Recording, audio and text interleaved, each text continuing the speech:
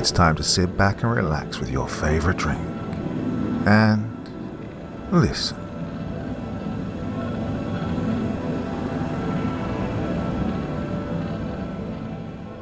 An Occult Hunter's Deathlog by Forest Has Eyes. Log name, PEXU Deathlog. Author, Nolan, Dwight. Call sign November 1.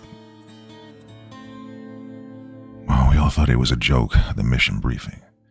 It was back in the mid-80s when many of us were group veterans from tours in Indochina and assisting the Mush in Afghanistan.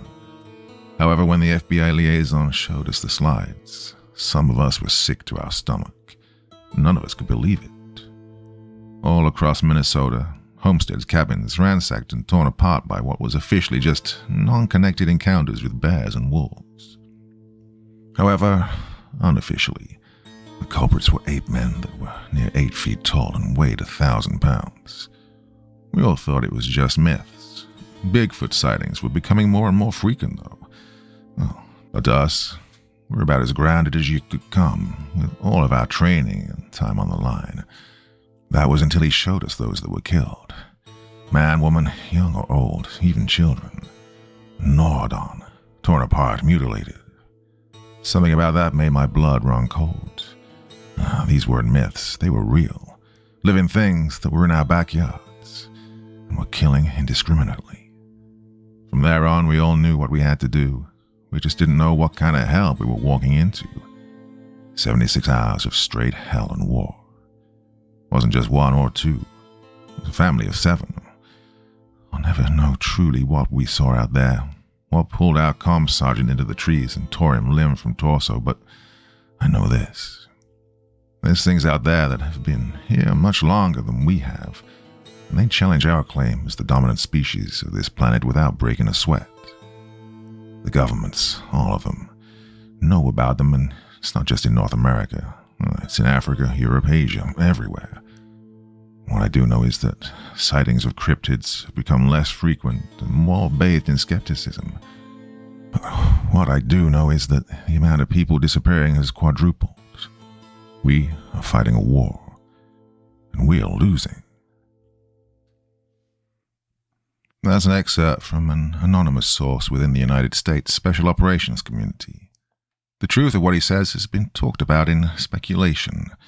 However, I've learned firsthand it was a premonition of what this generation's warfighter's next opponent was going to be. It's no secret that we live in a very strange world. Places like the Appalachian Mountains have been around as long as Pangaea has been formed, and half underwater. The Western Plains are filled with things that are taboo just to speak about, let alone go looking for. The forests of Europe are filled with tales of demons that stretch back to shadow men attacking and killing Roman soldiers. The deserts of Africa consume the fiercest foes and leave nothing but scraps of their uniforms and black strings as omens.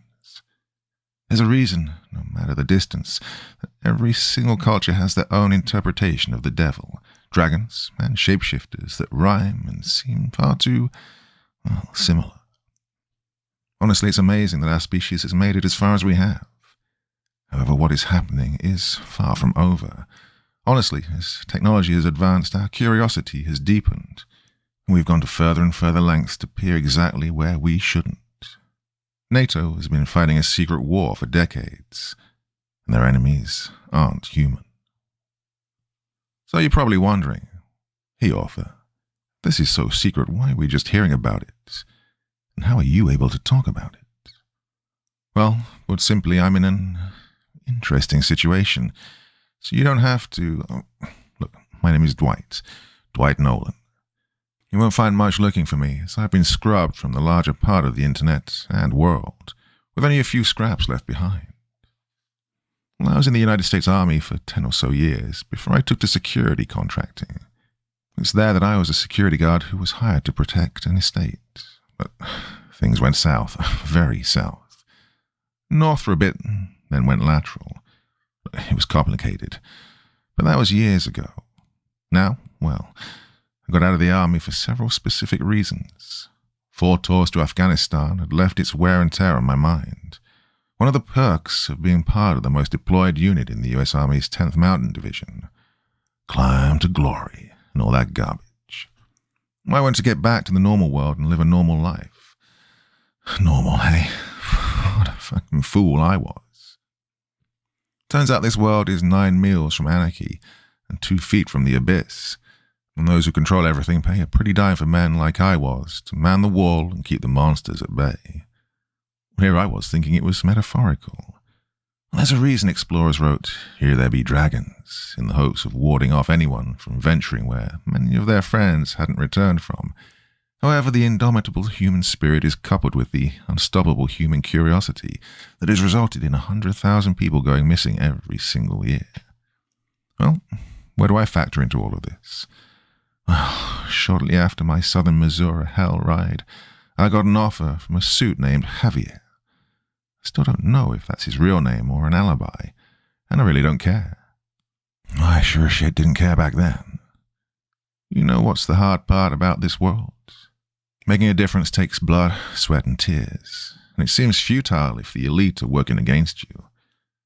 Well, after I got a termination letter, big fat check, and got told to make myself scarce or find myself disappeared, I did, and I felt like a coward. I moved out west for a while, laid low, but no matter how much I tried, no amount of denial or alcohol could smother the conflict I had internally. And so, after 2 years, I decided to accept the offer Javier had made me just over a year later. But in my stomach formed as I knew I was casting myself back into the same rabbit hole few ever got a chance to crawl out of. But, well, let's just say I wouldn't be able to sleep at night if I didn't. So I've been gone for quite a few years. It's been a roller coaster, but it's been productive. That being said, coming to terms with everything hasn't been the easiest, and I need some way to process everything. So I made a request that was surprisingly accepted, to catalogue what's been happening. Why was it greenlit? Well, your guess is as good as mine. Maybe they want to make sure whatever is leaked is in line with what they want. Or maybe they don't think anyone will believe it anyways. Maybe Javier realizes that sooner or later I was going to end up whistleblowing anyways, so he wanted to ensure it was sanctioned for a better look. Either way, here we are, and boy, I've got a lot to say. But it's best if we start at the beginning, for me at least. The group I work for is called PEXU, Paranormal Extermination Unit. I know, very clever.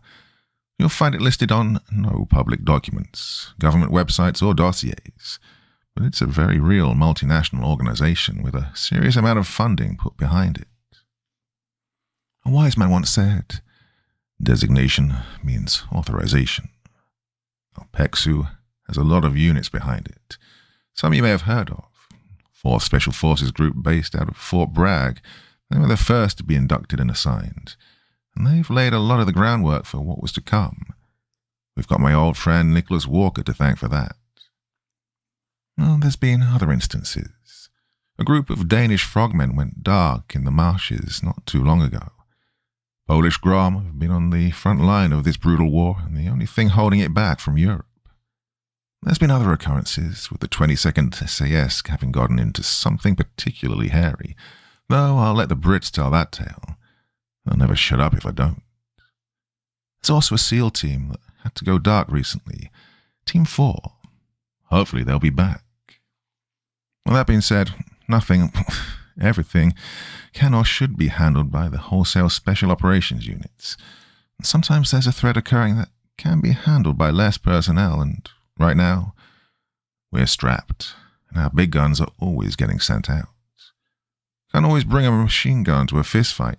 I mean, I would, but anyways. Solo missions are a common occurrence, as there are a lot of single PEXU operators, usually people who can travel, have jurisdiction over a large area, or can conduct them without making ripples, but always those who have dealt with an incredible amount of shit in the darkness and come out the last one standing. If you hunt monsters, there's a good chance you're going to end up in a trap one day, surrounded. So if you get sent, you better be able to unfuck yourself or fuck up whoever can on the way down. The career of a solo isn't without its kinks, and by God, mine was, well, that's probably a good place to start. The beginning. Dossier: Clown House. Oh, I could feel the blood pumping through my veins full force when they sent me the information on my first target package. I'd regretted not taking the opportunity from PEXU for so long that I blamed myself for every missing person and mutilated body that was found 200 yards in forsaken ground. So, when they got back to me and I finally had the chance to jump into things again, I was both fired up and absolutely freaking terrified. Why? Well, let's recount. The last time this happened, I was pushing mid-30s, running through the woods, nearly getting caught by every Midwest Wendifucker that popped out of the brush. Well, despite my pretty stacked resume in helping to defeat the sizable event, that my direct contact at PEXU called one of the most extreme outbreaks we've seen in a while. Well, it only takes one. So I sat there in my quiet home, my fax machine slowly printing out the pages. I knew there was no going back. My first mission saw me dispatched to southern Ohio, where a suburban town was being attacked by a clown. Yeah, I know, but just trust me on this one. The anomaly was first seen manifesting itself towards the outskirts and less populated areas, seeming to be like a bad rerun of the clown pandemic that occurred a decade or so ago. Except, where locals found this creepy yet funny, it stopped being humorous when they discovered the body of a child in a nearby creek. One day the clowns stopped appearing at the edges of town and started making their way in. Locals would describe the chime of an ice cream truck, except wrong in every way. The only photo available was a half-blurred image taken as someone hid beside the window. The exterior was rusted, paint dry and warped to all hell, as what was probably blue and yellow looked like teal and decay. And the audio of the soundbite, well, let's just say I never thought some bullshit jingle would give me chills, but here I am. It was described as off-putting, though people mostly avoided it until the kid in question managed to sneak out and apparently run up to the ice cream truck and was never seen again, alive. I remember reading that shit, sitting there white-knuckling the page. The good and bad about being in this industry is that you're extremely informed, and if your intel can help it, you won't miss a detail. The bad is you get every detail. The kid's name? Toby. He was around 8 and some change. Police found him under the bridge face down on a rock bed with all of his clothing stained. He'd been gone for several days, yet his clothes, apart from being soaked, seemed relatively clean, except for when they turned him over. He was drained of blood and hollowed out, clinically so, with a level of precision and brutal efficiency that showed this wasn't just some deranged maniac. Local police were dispatched in an attempt to hunt it down. A neighborhood watch was put out for the horrifying tune of the truck, and around a week and a half later, someone called in. One of the pages was the transcript of the call.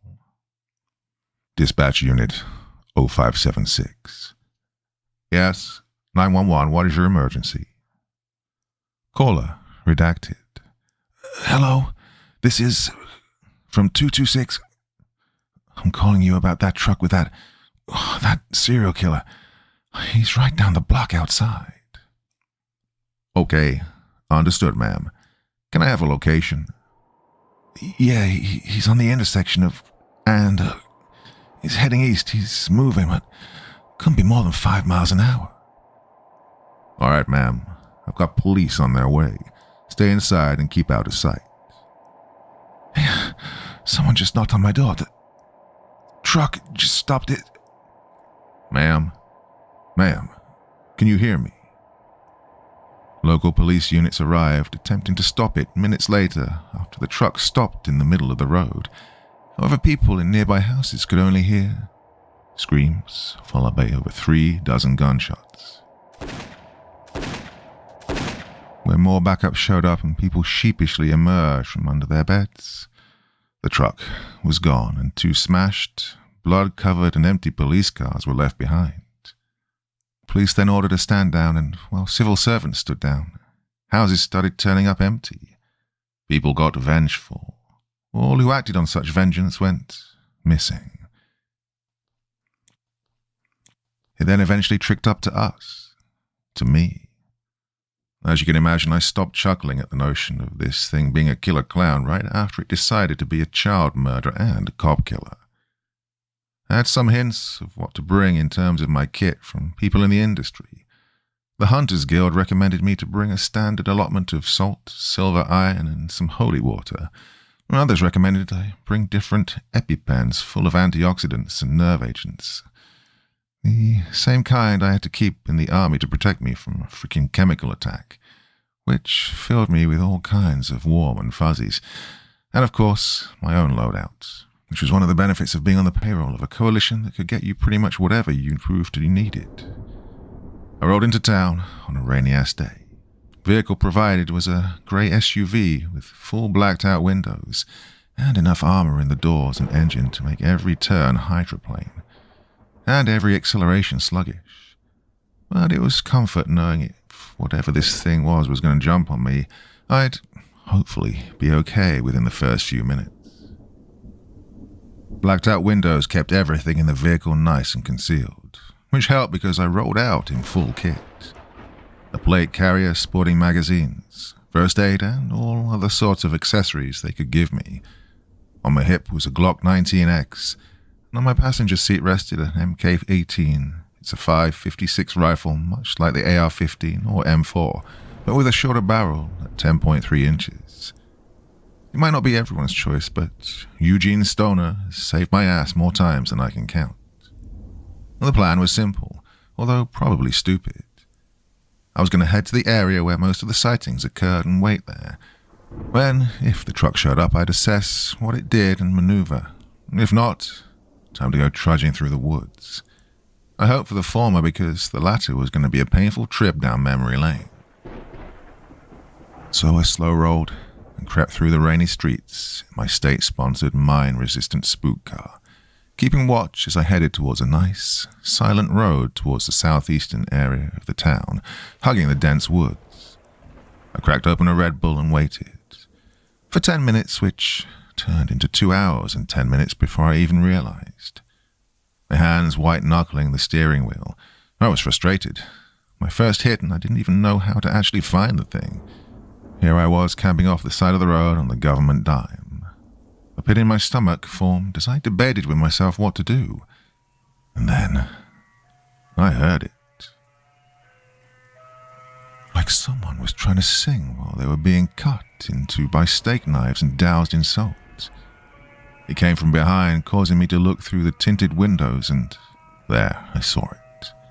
The mouth of the truck looked like a horrifying gaping maw as it slowly crept down the empty street. I took one last swig of my caffeine courage as I reached over and grabbed my rifle.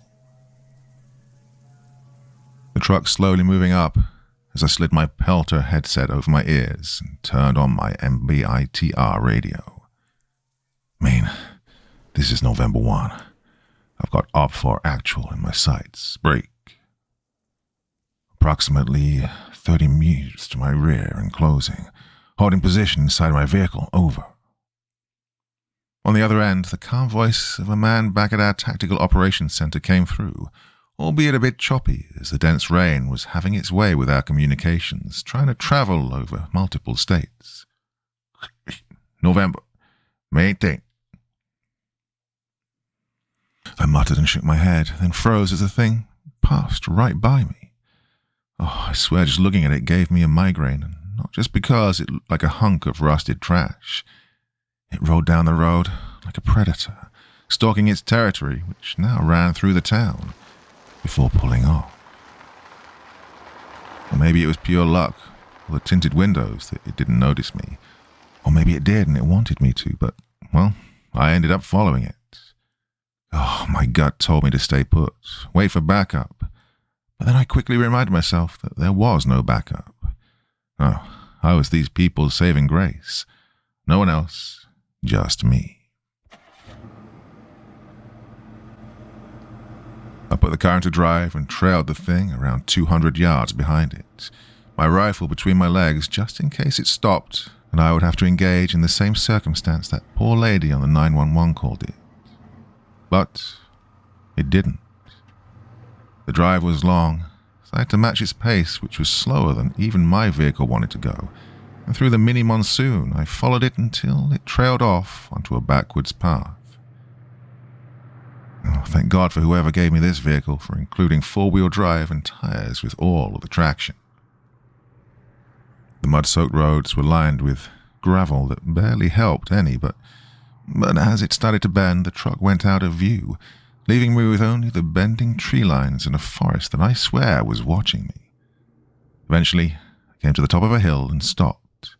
Down a path that was flanked on both sides by tall trees, opened up to an overgrown area of ferns and tall grass, where a decrepit shack stood amongst stone and other rubble. From the top of the hill I inspected with a magnifier mounted just behind my Ecotech sight. I had two avenues of approach now: straight down the road, or creep through the woods. I was vastly better armed than a small-town cop. However, four of them, including several armed locals, were dispatched with ease. I had to be smart, so, against my better judgment, I put on my dark green Gore-Tex jacket underneath my plate carrier and stepped out into the pouring rain. Through my radio, I could hear Maine trying to contact me. To no static and broken up avail. Against my better judgment, I turned the volume down. If nothing else, the headset would protect my ears from a hail of gunfire. I approached the steep decline into the hill going down into the woods, and carefully grabbed onto trees to avoid falling down and busting my shit. Right before I slipped on a branch that I thought was sturdy, which betrayed me and broke, causing me to stumble, shoulder check a tree, fall down, and, bust my shit. I could hear the forest now. Welcome back, Dwight. Regardless, I kept moving, my eyes checking the surrounding trees as I inspected the canvas of greens, browns, and blues. If it was a clown, it would stick right out, hopefully, but I wasn't taking any chances. Every footstep was methodical, every glance was purposeful. I could feel myself getting soaked, but it didn't matter. I was slowly gaining ground as I saw the shack come into view. A trait you never expect to pick up in the military is smell. Is there a fire nearby? Is the belt on the Humvee burnt and about to snap? Is that water or gasoline and, is there an enemy combatant nearby? One thing I picked up in Afghanistan is that almost all of the time your enemy didn't shower. There were many instances in which we could smell the putrid and stink off their bodies before we even saw them, warning us that the next corner may or may not have a true believer behind it. As I approached the house, I smelled not just death, but rot. The kind of smell a body gives off when it's day 5 of defending a COP in the mountains. There's a fallen combatant halfway down that's been baking in the sun, but you can't go move him away, so you just have to sit there and endure it while getting shot at. Had I not the iron stomach of a man so desensitized by it for years, I would have gagged. Instead, as I approached the shack, I realized this was the place. I quickly descended upon the truck, approaching the back door. I whipped it open and saw no one was there. Then I got a huge blast of putrid stink. Inside, the floor and walls were lined with blood, and what I had to theorize was fecal matter.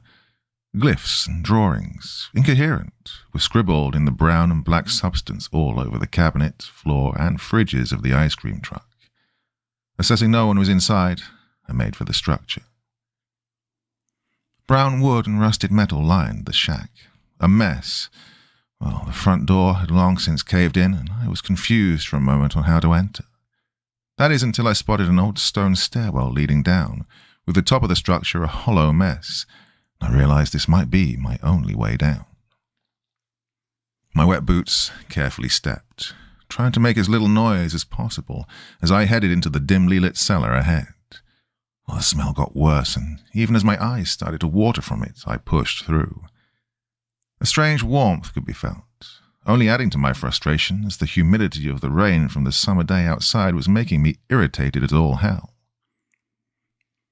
Despite this, my rifle was raised as I peered past a corner that led left and followed the amber lights of candles.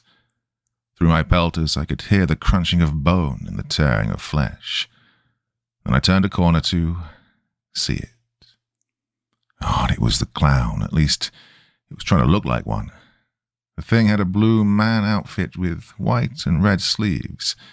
It was standing on all fours, and its legs seemed to bend the other way, appearing much like an insect or a thing, as its body actively crunched and contorted as it stood over a body. I looked around. Human skin hung flayed from the walls and ceiling. Of all ages, of all races, sex, horrifying caricatures of smiles, makeup, and other glyphs, and writing had been carved into its skin or painted on. All of them were mouth agape, as probably was their last moments, screaming. They were all screaming. My heart was pounding out of my chest as my eyes snapped back to the thing. Its hands crept over the body. Black and rotten bones seemed to protrude and break through the skin as it adapted and consumed the body whole, peeling the skin off as it consumed the flesh and left only the skin and bones. And then it stopped. Its head spun around at an impossible angle and stretched, its jaws biting down as the horrifying pile of tendons and muscle that once was a human dropped to the ground. Its eyes were milky white with pinprick irises. We both stared at each other. Honestly, I think it may have been a little shocked to see me.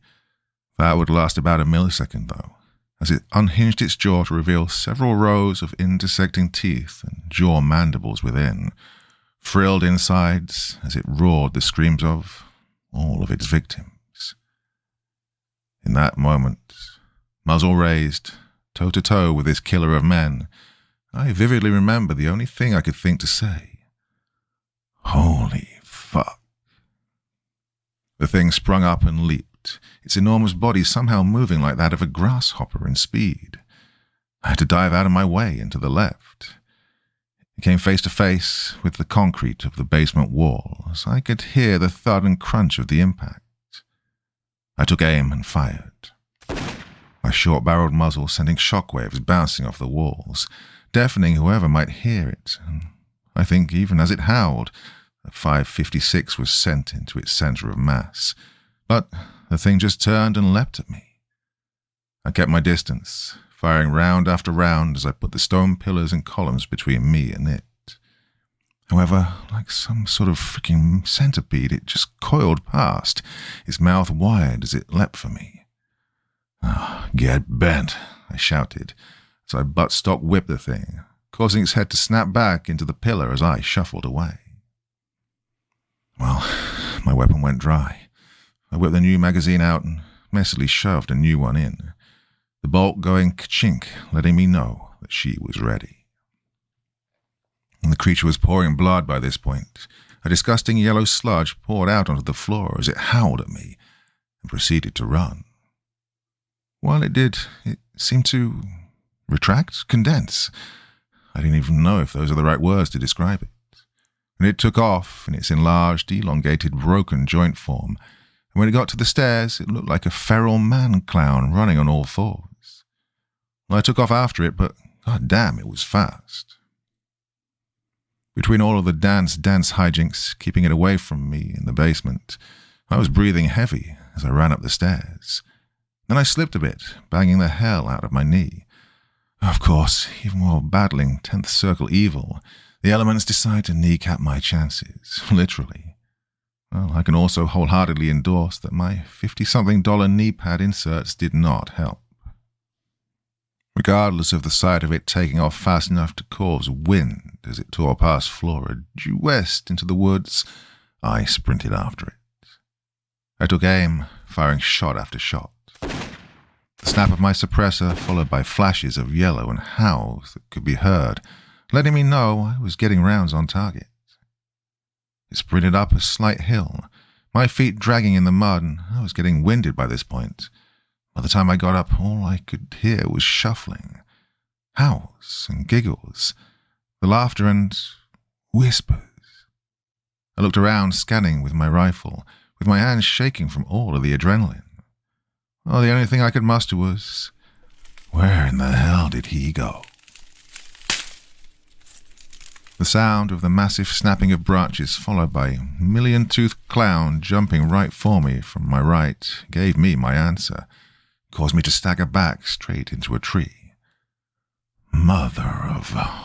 is all I managed out as the back plate of my plate carrier hit a tree, cranking the absolute hell out of my neck and causing it to shake the upper branches as a hail of water fell on me. I fired off more rounds at the speeding form, flicking it to full auto and letting loose as it vanished into the brush. The sound of my rifle jamming from the rain as it tried to load the round caused my heart to launch into my throat. I looked down. It was one mother of a double feed and no amount of finger-fucking would get it in time. I looked to see the thing was maybe 15 meters from me now. I transitioned to my handgun, sighting in the red dot on the thing and firing off shot after shot. The angle it launched itself at, it took damn near every round head on the face. I leapt out of the way as it slammed right into an old oak tree. I spun around, firing into the thing as it writhed, tearing chunks out of its arm, legs, and back as the clown suit was a little more than scraps on a yellow, putrid, decaying body.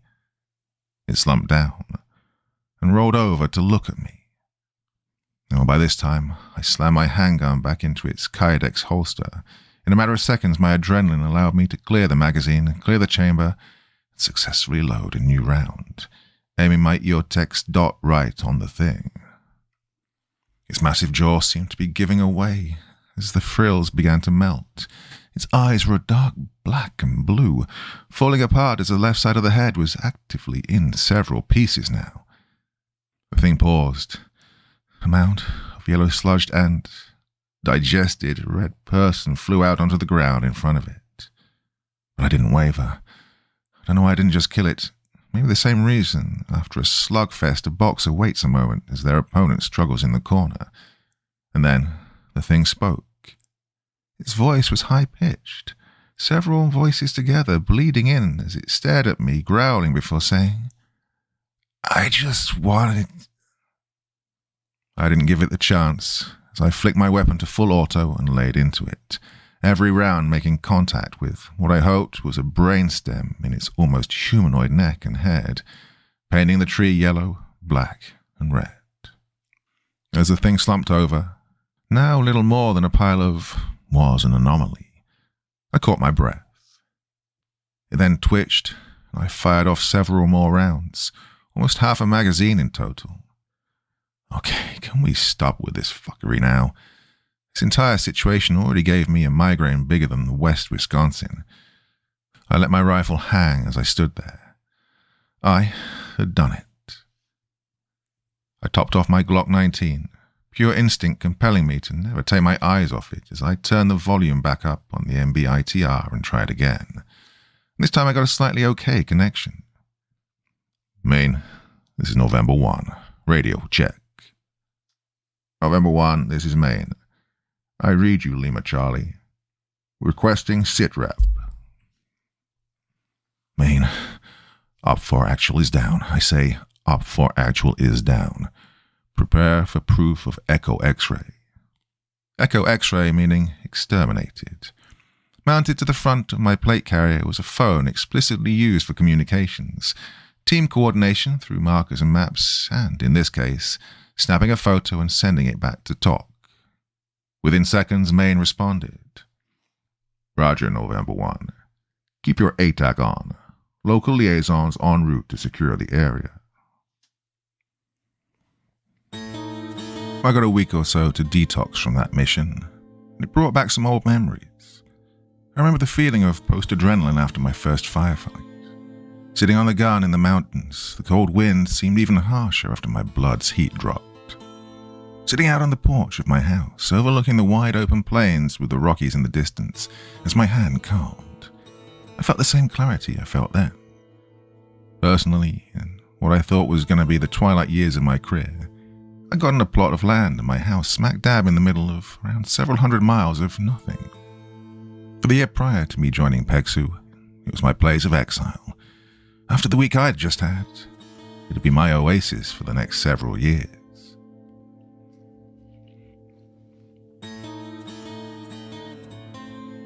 Dossier, Situation Whiskey. It was around 0500 also known to non-military non-Europeans, non-Pacific as 5 a.m., known to me as early as hell in the morning. Despite this, I got a call from my contact at PEXU, Montgomery. He's like mid-20s-ish, full-blooded English, judging from the accent. This also probably makes sense as to why he decided to wake me up at the ass crack of dawn. "Good morning, Nolan. I've got an assignment I need you for," Monto said. I rubbed my eyes, looking at the clock, muttering, "It can't wait a few hours."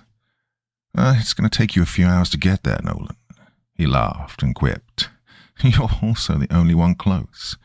We've got a situation whiskey we need you to take care of." Oh, whiskey. Now that caused me to sit up, now much more awake. "What you're talking about?" "You'll see in your target package." I gazed at the fax machine as it slowly printed out every letter of data as I sipped on my Red Bull, the burning of my brain being deprived of sleep, a familiar reminder of the good old COF at 0300, weapons drawn at 1300, step off at 2000. Once it completed transferring, I digested it all. A recent massacre had occurred at a park in northern Minnesota that had every responding agency on high alert. In the aftermath of a particularly bad flash storm, state police reported a family of 4 going missing after being caught out in remote land. After conducting a search, they found them. Well, what was left of them. "Images attached," Montgomery said on speakerphone as I flipped through. "Just be advised, they're detailed." They were. You know what I learned most about animals? Whenever they kill, they do it for necessity. Survival, hunger, vital areas attached. When something is torn apart, it was done out of rage, out of spite. Animals don't have that in them. Not most, and not truly, none in the area of this. When a family of 4, including their 2 children, are, found in multiple pieces over the land area of 3 square kilometers, you know it's not coincidence. So what separates this from some serial killer? One of the hermits or forest people lurking in the rogue air caves with an SOG hatchet. It was the fact that 2 of the state troopers sent out to look for them ended up in body bags. The troop they were a part of ordered a frickin' stand down. Now that does not happen. When cops lose one of their own, they light a torch and it means war. When law enforcement pulls back, it knows they're up against something out of their league. So what was it? And how the hell was I supposed to match it? All points and evidence, including this being on Algonquin territory, point to this being a situation whiskey. For those of you who don't know, the Americas are an ancient place with their own set of rules, their own gods, and their own devils that just so happen to be taking up real estate with us. Just so happens you can accidentally invoke the fuckers if you speak their names. As such, PEXU enforces a series of codes to avoid such ripples. But since this is a log, you have already probably deduced what it is. Situation whiskey stands for a Wendigo. What do we know about them? Truly? They've been documented in Native American folklore since before the first explorers who came here were a twinkle in their parents' eye. They're apex predators, and there's a reason even why the Hunters Guild, spanning many different reservations and game warden detachments, doesn't dance with them. If they don't have to, they won't. Well, there's a reason when Vikings went inland into ancient America, they left for a reason they refused to speak of. Something that was too much for them, that's still too much for most. They're incredibly fast, lethal to the point of being a weapon of mass casualty production, and if you hear them, they already know you're there. Usually we send multiples out, but we're on an all points alert right now. I'm sorry, Nolan, but you're going to have to go this alone. Keep comms, I'll be right there with you. Ah, yes. Send the story of the newly hired NATO-sponsored hitman tangoing with the Native American cannibal demon that just gutted an armored police cruiser not 18 hours prior. Someone either had it out for me or had extreme confidence in me. Both were impossible to differentiate. Needless to say, my approach to the target area was tense. Through the sea of brown, green, and yellow flanking either side of the highway, I couldn't stop seeing things. A slight movement here, a flash there. I was driving straight into enemy territory and I knew it.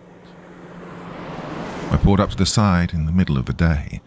The entire interstate road cutting through uninhabited Minnesota near it was closed off due to storm damage. But I knew better, and upon breaching the perimeter, I immediately felt like I was being watched. Well, I knew I was. Fucking goddamn it. I found where the state police had gotten attacked at. My blood ran cold. One of their SUVs was completely gutted from the right side. The other had its front door torn off and strewn over the road. I grabbed my rifle, this time settling for an 8K platform.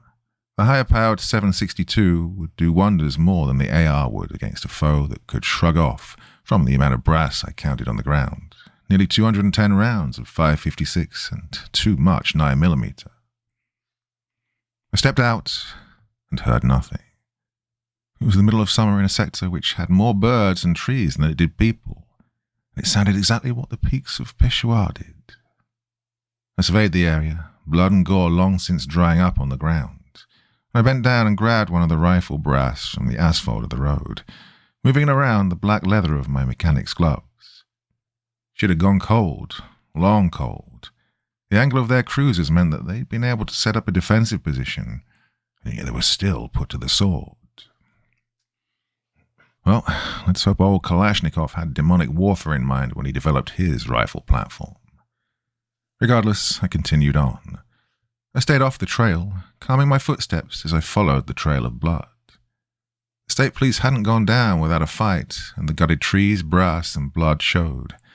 Still, no sound meant it was in my area. The burning sensation told me it was watching me now. This thing had taken out 2 armed state lawmen, and I was supposed to stop it alone? Well, I need to stop it. I was losing my nerve. Though to be fair, I lost my mind by agreeing to this. I stopped at the bottom of the trail, a large ditch where I found one of them, what was left.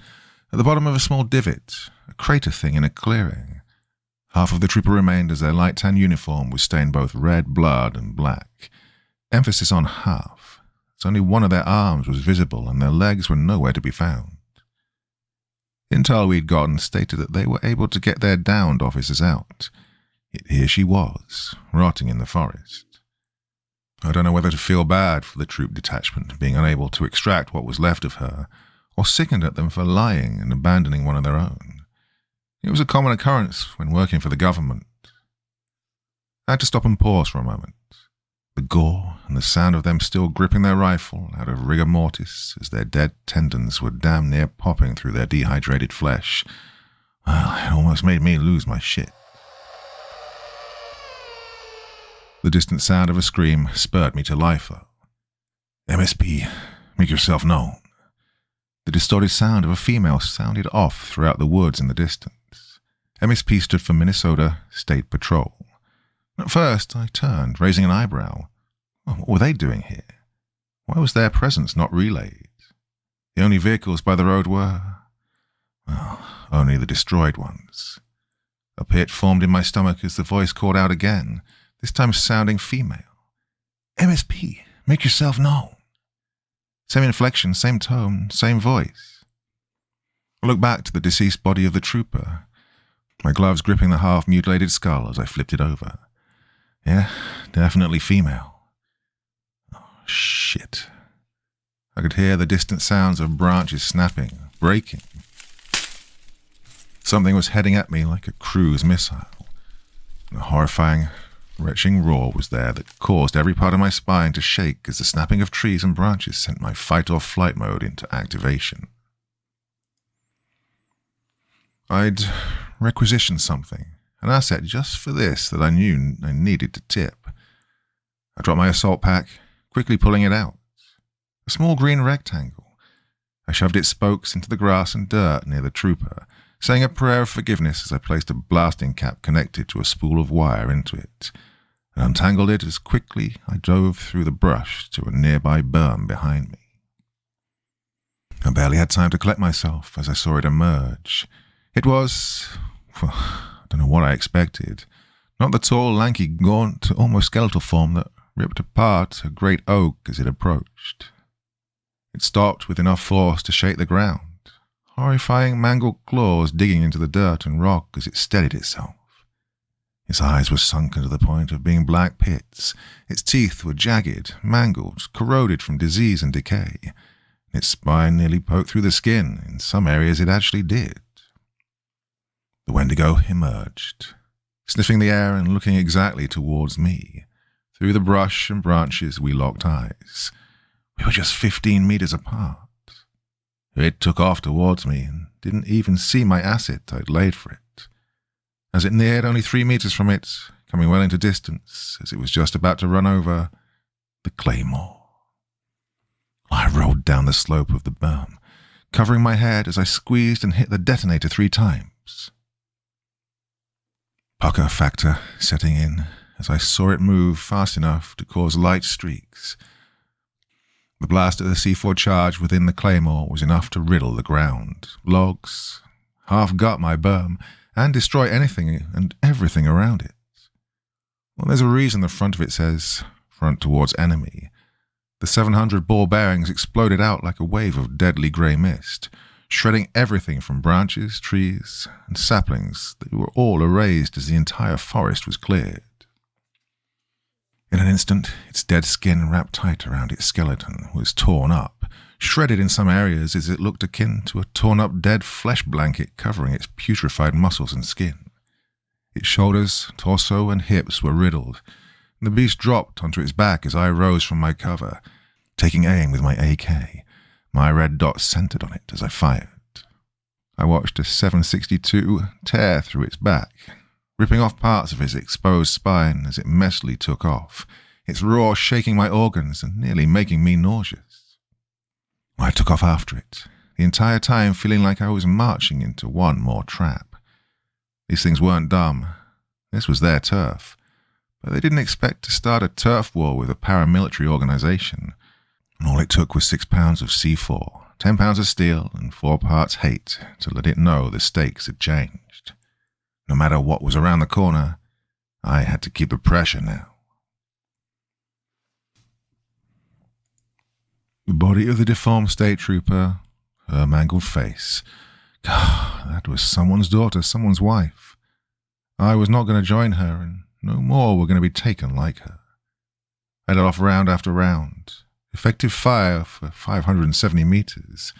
When a magazine went dry, I flicked it out, replenishing my AK with a new one as I kept pace. The distance was a ways, but it was closing. I didn't relent, and it sure as hell made my pursuit a challenge.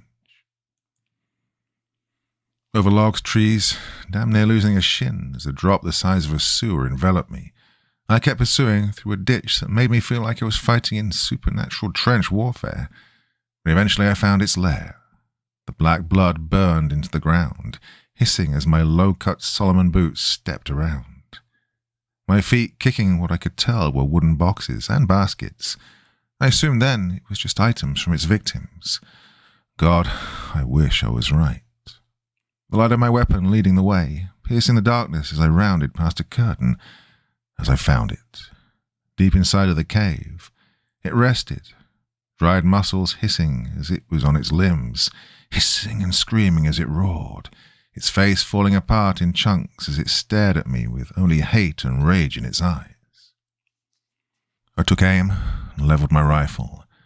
A set of controlled shots from the rifle ripped through its already damaged skull. I'd read up on plenty of stories where old warriors needed daggers of fire to melt the heart of the Wendigo, but I guess this'll substitute. It collapsed, dropping to the ground in a sickening squelch. And I finally let out one hell of an exhale as I doubled over, the exhaustion nearly making me vomit as my taglight bounced around. And I noticed something. Runes on the floor that looked Eastern European and ancient, lining the ground and walls, painted in a shiny, slightly silver substance. What the fuck? I remember muttering as I scanned around, barely noticing the interior of the cave as I pursued it. Benches, a table, and where we stood? Well, I killed it on some sort of an altar, a single slab of refined granite that was carved flush into the floor. Turns out those items I kicked around weren't the belongings of victims, but whatever residents were here. What the fuck? I looked, the rotten smell causing me to gag as I scanned my light and noticed a slew of rotten flesh, meat, human meat, most recently the body of the other state trooper. All of it was perfectly cut, like some frickin' sickening deli for the damned, next to the spot where it had died. It had fled here, this was its lair, but all of this was too refined. Sentient living humans had to do all of this. Then it hit me. Someone was feeding this thing human flesh. Something had manufactured this Wendigo. My hand shakily rose to my push-to-talk as I contacted Montgomery. Maine, this is November 1. Echo X-ray. Situation has complicated, I said as my eyes centered on a crudely drawn deer's head on the center of the altar.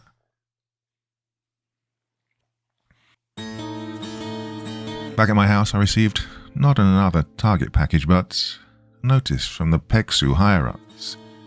There's a theory to some that the increased encrypted, anomalous, paranormal, the lethal encounters of the unearthly kind weren't by coincidence, but by design. Conspiratorial and underground movements predate the wheel and fire when it comes to humanity, and to some, they don't believe the world belongs to us, and that the unholy elements eating away at the membrane of society is the true natural order of the world. Very Wiccan, extremely genocidal. One of the images of them given was a blurry photo of a person in a white robe, stained with blood, raising a gore-covered knife in the air as they wore an all too lifelike deer mask.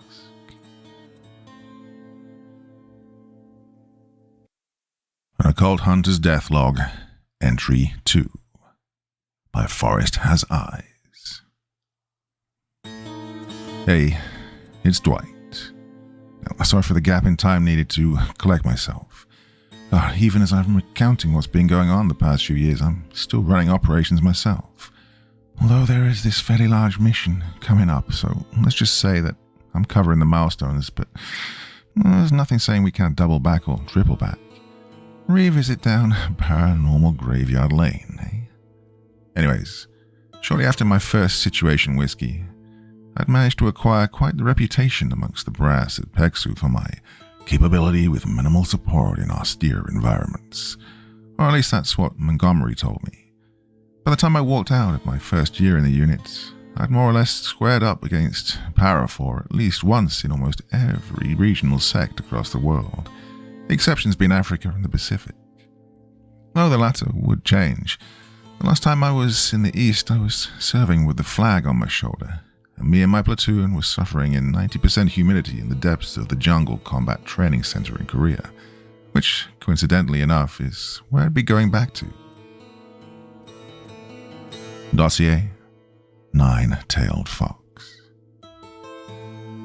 I've never been big on Asian folklore, but one thing I gather is that due to the proximity of Japan, Korea, and China, many of the entities tend to remain in the region and prowl regardless of the national borders that each country has erected so sternly. The Kappa were a recurring problem I'd heard about. A consistent source of disappearing peoples the JSDF and the ROK regularly convened about. However, one of the most terrifying that is spoken about only in hushed whispers is the demon that seeks to achieve immortality. In Japanese, you've probably heard of it as kitsune, though in Korean it's pronounced kumiho. What I was sent prior to my departure for the peninsula was steeped in millennia-old iconography, with not so much in the way of recent info. Well, I'd come to find out why. I wouldn't be doing this alone, however. Due to the proximity, the location of the kumiho was to be the DMZ. The deployment of a larger unit would unnecessarily increase tensions with the DPRK, so PEXU had to deploy solo operators.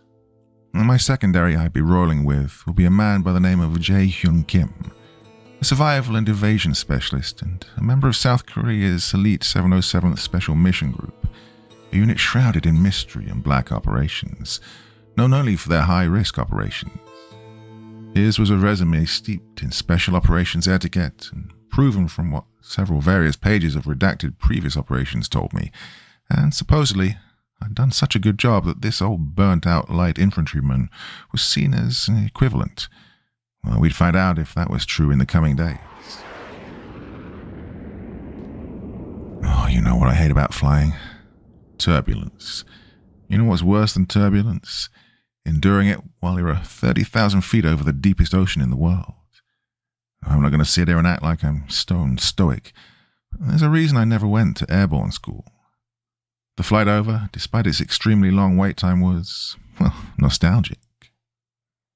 I was on one of those mega-sized, several hundred-seaters, the kind of ones with multiple floors, TV screens on every seat. Well, the downside was I had to ride in economy. Yep, even when you're contracted for counter-cryptid operations, the government still had to save its nickel somehow. I thought back on the predicament we'd found ourselves in, scrapping the top of the budget. Plenty of munitions to go around, but major support was few and far between. As to why, well, I'll get to that later. For now, I just sat back, enjoying the ambience of the Mach 700 horsepower outside as I took in my surroundings. A dark haze from the scenery of the plane, the slight shake every 2 to 5 minutes, the eyes outside of my window. I cracked open a bottle of... Wait, hang on. My eyes shot to the window to my right, my own face staring back as the deep, blood-red irises were consuming. My own smile seemed to creep up the sides of my face as my skin stretched and tore. My breathing seemed to get hemmed up for a moment as I didn't know what to do. My blood ran cold, and I flinched in my seat. And then I woke up. You know that split second of deathly fear you feel, like you're going into freefall? Well, you especially feel it on a plane due to the air pressure and disorientation from turns. Well, that's what I felt as I woke up. Looking around, everything was fine. I pulled up the cover to the window and there was nothing, just clouds, rain, and a slick plane wing. I excused myself to the restroom, which, as a 6'2" American on flights made for people who are on average a foot shorter than me, well, you can imagine how comfortable that was. The splash of cold water on my face sobered me up as I gazed into the mirror. Oh, I must have been so stressed, I burst a blood vessel in my eye. Oh, for fuck's sakes. One stress alleviated, another added. I landed in Seoul a few hours later. I guess the singular positive out of whatever that waking nightmare was managing to kill a slew of time. Well, I'm not going to lie. The vivid reality I felt was all too real. I couldn't think about it now, so I compartmentalized it to the back of my mind and swallowed the key. As I made for the arrivals, I ran into Jay. He was a shorter guy, probably 5'7", with a high and tight, black jacket and a set of brown and grey digi camo pants. "You are Nolan," he said, shaking my hand and grabbing my weapons case with ease. "Yeah, call me Dwight." He seemed to chuckle at the contrast, his active duty sense of formality, whereas I showed up in jeans and my old leather jacket with a Chicago flag patch on the side. "You can call me Jay, then." We loaded up in a shiny new Tahoe, pulling out, my eye getting lost in the spiraling highways and streets of Seoul that I barely saw between rotations for training and details, while Jay drew me out of the nostalgia. "So, have you been briefed on our enemy?" "Which one?" "The mythic being on the ones north of the 38th parallel." My quips seemed to break the professional ice between us. Jay handed me a folder and I flipped it open. The first thing to greet me wasn't what I expected. Some sort of rocky beachhead, and the pic centered on a hollow rock that had been split open. "Yeah, what's this?" "That is the Killing Stone. It is nestled in the volcanic mountains of Japan. An ancient evil was trapped within it, the Japanese kitsune. It was placed within an inhospitable place and was sealed for a millennia. It broke open just recently," he explained. I raised an eyebrow. Some of you might have heard of this a couple of years back, but I was still confused. That was across the sea all the way in Japan. What was it doing here in South Korea?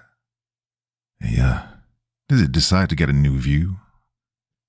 He reached over, flipping the picture to reveal another, dated weeks ago. It was an ancient metal pot, old carvings from an era long since buried and purged, the top welded and burned shut, split open down the frickin' middle, so much so I could see near 1-inch thick iron cut clean in half. "It is not the only one to evade spiritual custody," Jay muttered. "Both of them escaped in close proximity. Can't be a coincidence," I said, shaking my head. My mind thought back to Minnesota, to mostly classified operations on the East Coast. Overseas, outside intervention in releasing millennia-old evil was a real and present danger, though. Jay doesn't seem to focus on it too much. Maybe seals are old, however, their blessers have long since left us. Whatever causes does not matter. We have to put it down before she takes more of, her. She? I raised an eyebrow. "Yes, in the first week we recorded 24 harvested," he said, pulling off the exit towards our destination. I looked at the date on Kumiho's escape, glancing over. How many is off today?" "Hundreds." "Oh, we made 1,000 stops. The air was cold and the rain was heavy, but we took our time getting to where we were going." Jay had a reason. Concrete morgues and backroads police stations. Every time we arrived, 3 cadavers or more greeted us. What I saw made my stomach crawl up my throat. Their faces were contorted in fear, skin drained of all life to the point it was as black as ash, and their chest cavities were torn open. I remembered this as we pulled up to a rock military police annex. Watching them zip up the body bag slowly, the sounds of heavy rain echoing through the open bay door. "I thought these things were tricksters," I said, noting the direct, violent approach it had shown the people as it continued to reap over the land. Jay's eyes were locked onto the body bag as it was loaded into a zinc coffin. "The Kitsune are. The Kumiho are a terribly different thing entirely. We are chasing death incarnate, Nolan." Soon we arrived at a village north of Seoul, the noise and pollution from Korea's massive urban center fading off into the distance as all that surrounded us were green fields, forests, and the sounds of trees and wind. The area around the settlement was slightly hilly. Ancient roads had been freshly paved over, while the buildings were a mix of old-school slate roofs and modern and concrete glass houses in between each other. 2 eras were colliding on some of the oldest soil in the Pacific, much like our coming confrontation. The comparison here ate away at my mind. Jay wore a holster on his hip, matching his oh-so-covert military-like attire, whereas I kept my 9 tucked away in my jacket. I let him take the lead as he guided me through the streets. 1,000 years ago, the men and women who locked away the Kumiho lived here, at the seat of this valley. Now, it has traveled in a death march across 85 miles to reap over their descendants," Jay said as he stopped at a T intersection, pointing to the roof just ahead of us. The sloped traditional tar roof was visibly torn up. The intersecting pieces were smashed. Others had deep gashes in them. Now fire clay, the material it's made out, isn't the most fragile material. Ancient humanity knew what it was doing to protect itself from rain, hail, and harsh eras, so to see it demolished in such a way sent a chill up my spine. Jay then pointed to another, then another. Then one of the more modern buildings had the damned concrete cracked and the wire glass windows completely blurred due to the cracks. This was enemy territory, I could feel it. All of these people were living on contested territory by something almost virtually incomprehensible. "So, all those centuries ago, this is the place?" I asked. "Yes, also my home," Jay said, like a weight had just dropped on the gravity of the situation, especially for him, and it set in deeply. I looked over to see his piercing eyes inspecting every inch of the soil. We stood as the last, best chance they had. One creature did all of this," I said. Jay shook his head, staring daggers into my soul. "That is not a creature. Its capability is absolute, and it is older than the most early stone of the planet we walk on." He then gestured for me to follow as we rounded the sides of one of the houses, and there I saw it. Claw marks, prints and hand marks that looked somewhere between a horrifying beast and something attempting to imitate a man. They were burned deep into the clay, tile, and stone across the house as it seemed to scale it like an efficient yet ruthless being. "The earth bleeds the longer it is left to roam, Nolan." "Dwight," Jay said, collecting himself. "Well, we'll get it done," I told him with all the reassurance that two guys staring down an East Eldritch abomination could. There was a twinge of a smile. The scream we heard from off in the distance dropped any pride we had as every blood cell we had ran cold. "On me," Jay commanded, hand on his holster as we hoofed it. I knew it. I freaking knew it. When I said enemy territory, this is what I meant. I felt a sickening vindication from my paranoia as I followed him. The yelling continued. First a woman, as we could hear every centimetre of her diaphragm calling out in terror, and then children crying. We reached the top of the hill and rounded a corner. A group of people were fleeing from the front of a 2-story home where a woman had collapsed into the arms of her husband. Jay took the lead, kneeling down as I kept watch. Was it here? If so, we needed to get back to the Vic and lock and frickin' load. But could it already know? How potent was this thing's foresight? I was overthinking things. I scanned the rooftops, saw people peek around alleyways, spying on us or maybe just seeing what was happening. Could it be one of them? The Kumiho was said to be able to take the form of anyone, especially prior victims. I stood over Jay and the couple, hand resting on my iron as I gazed around, anxiety permeating my movements. I could feel like I was being stalked. I knew the burning sting all too well, having done this dance more times than I could recollect. It was watching us, wanting to see how we responded. Jay consoled the woman. He shot up to his feet, hand snapping and unholstering his pistol as I instinctively drew mine. "Yeah, what's the sitch?" I asked, eyeing the building with him, his breathing heavy as he kept his barrel out and pointed towards the door. "She said it lies within. Her father attempted to save the child in the upstairs room." My eyes snapped at him when he mentioned there was a kid in there. "And, the kid?" Well, I knew the answer in my gut. I didn't want to, but I had to confirm. He ignored me for a moment, maneuvering on the door, muttering, "They are already a delicacy." We both flowed through the front into the main living area. I activated a light on my pistol as he did the same. The interior was dark due to the closed blinds. Poker factor set in, as I imagined it could be anywhere. Golden eyes staring at me, waiting for us to have charged in. Room clearing with pistols wasn't optimal. Jay called out in his native tongue, yelling as he led the way up the stairs, and I followed. At the top there was a door to the left and right. We each chose a door. Jay went left, I went right.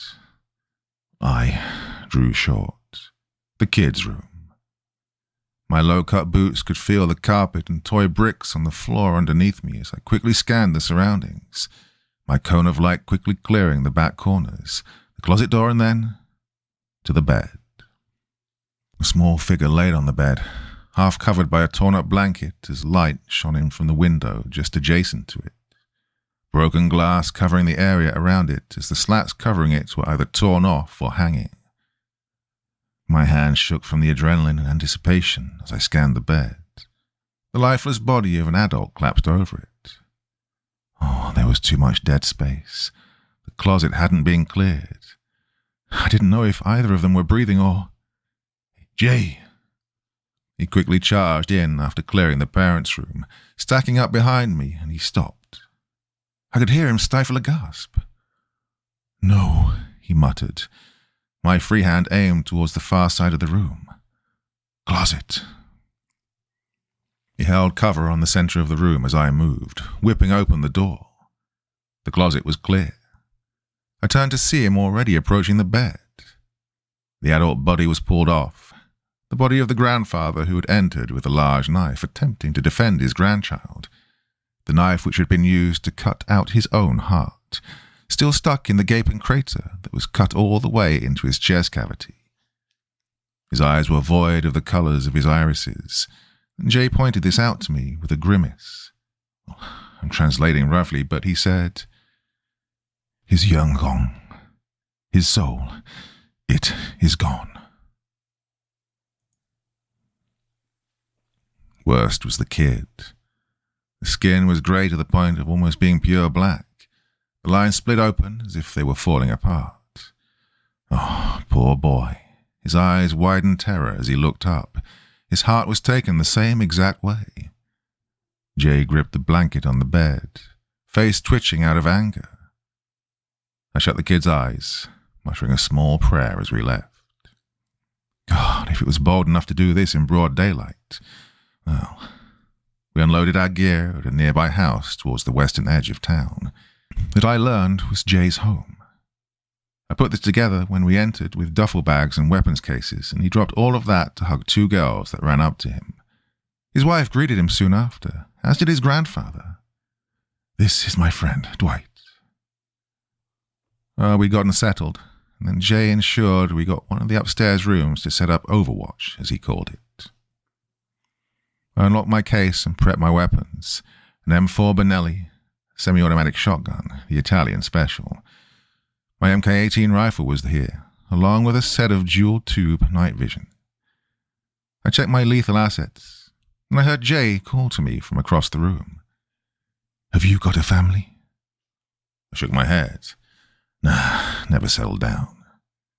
"Oh, you'd make a good dad, you know," he quipped, preparing his own weapon, an SR-16, a new AR M4-style weapon common amongst special operations. He continued his insightful analysis of my burnt-out being. "I can see it in your eyes. You're looking to finally slow down, yet your heart cannot find the place." Sure that's not the caffeine?" "I have to warn you, brother," Jay said, checking his body armor and belt.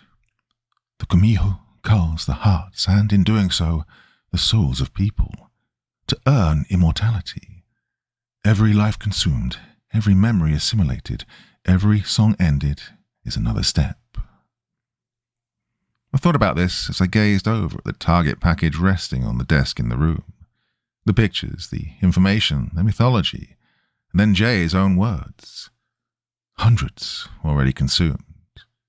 Well, if it hadn't achieved immortality already, then it was going to be an absolute pain in the ass to take down. "Well," I said, holding my 12 gauge in my hands, "it's a good thing we came back by superior firepower." Our last moment of respite came when I was invited to dinner with Jay's family at the table.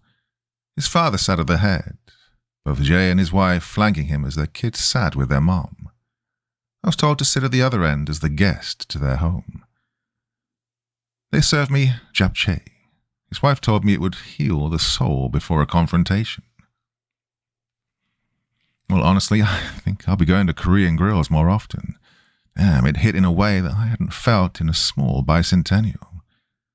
I was drawn from my all-too-Americanized devouring of their food by Jay's father. "You're in the American Army?" "I was, sir," I said, policing up my respect in a way that had Jay and his wife chuckling.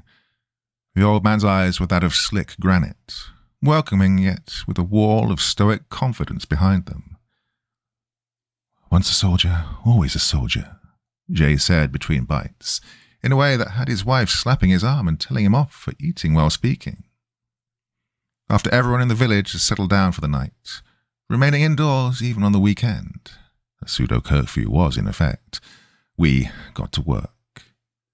I pulled my plate carrier over my jacket, slinging my rifle to my back as I kept my shotgun at the ready. I pulled down my night vision as the dark, shadowy rural village we were in became bathed in a wave of blues and whites that illuminated every corner, dispelled every shadow. With the natural moonlight aiding us, we were in business. I stepped out onto the darkened streets. The wooden steps creaked with every movement I made, so I could hear my boots impact the paving on the roads. The entire area was deserted as I scanned, a piercing feeling of impending contact. "Radio, check." I heard Jay's voice come through the radio. My free hand slid off my shotgun to push talk. "This is November 1, loud and clear." Silence returned to my headset as I scanned around. The only audible sound was my gear rubbing up against my jacket and the rocks underneath. Even the small river that ran nearby got even more silent. All of the crickets, birds that had been there an hour prior were gone. "I am in place," Jay said, taking an overwatch position on the top floor of his house. I swallowed hard as I continued to scan my surroundings, sticking to the walls of buildings as I prowled through the darkness. "Damn, it's too silent out here," I muttered into the comms. A moment passed before he whispered through, "Then it is here. Prepare yourself." Suddenly a loud snap and crash occurred in the distance, causing me to pivot 145 degrees towards the southeast. I quickly took off, the muzzle of my shotgun leading the way as I navigated the tight corridors and walkways between roads and buildings. I think I saw it. You'll be coming right up on it," I heard Jay message through. The crunch of grass under my boots only grew louder as I rounded a corner. Only to see nothing. The slight shake of a large roof tile as it rocked on the ground, surrounded by fragments of clay. I scanned the area, and then up and around. "November 1? My breathing was heavy as I looked around. "Nothing. You got anything?" "Negative." Silence followed. My blood ran cold. "Hey, you there?" I asked back. I spun around. Dark trees surrounding the town that seemed to be more impermeable than usual. My night vision couldn't pierce it. I backed up just a small bit. The sting of being observed followed. I looked around and then a gut feeling caused me to spin. At the peak of one of the rooftops, a set of piercing golden yellow eyes scanned down at me, sizing me up. My jaw clenched and I aimed my weapon. The sound of a wrenching scream from someone directly at my 9 o'clock drew my focus. Nothing. I scanned back. They were gone.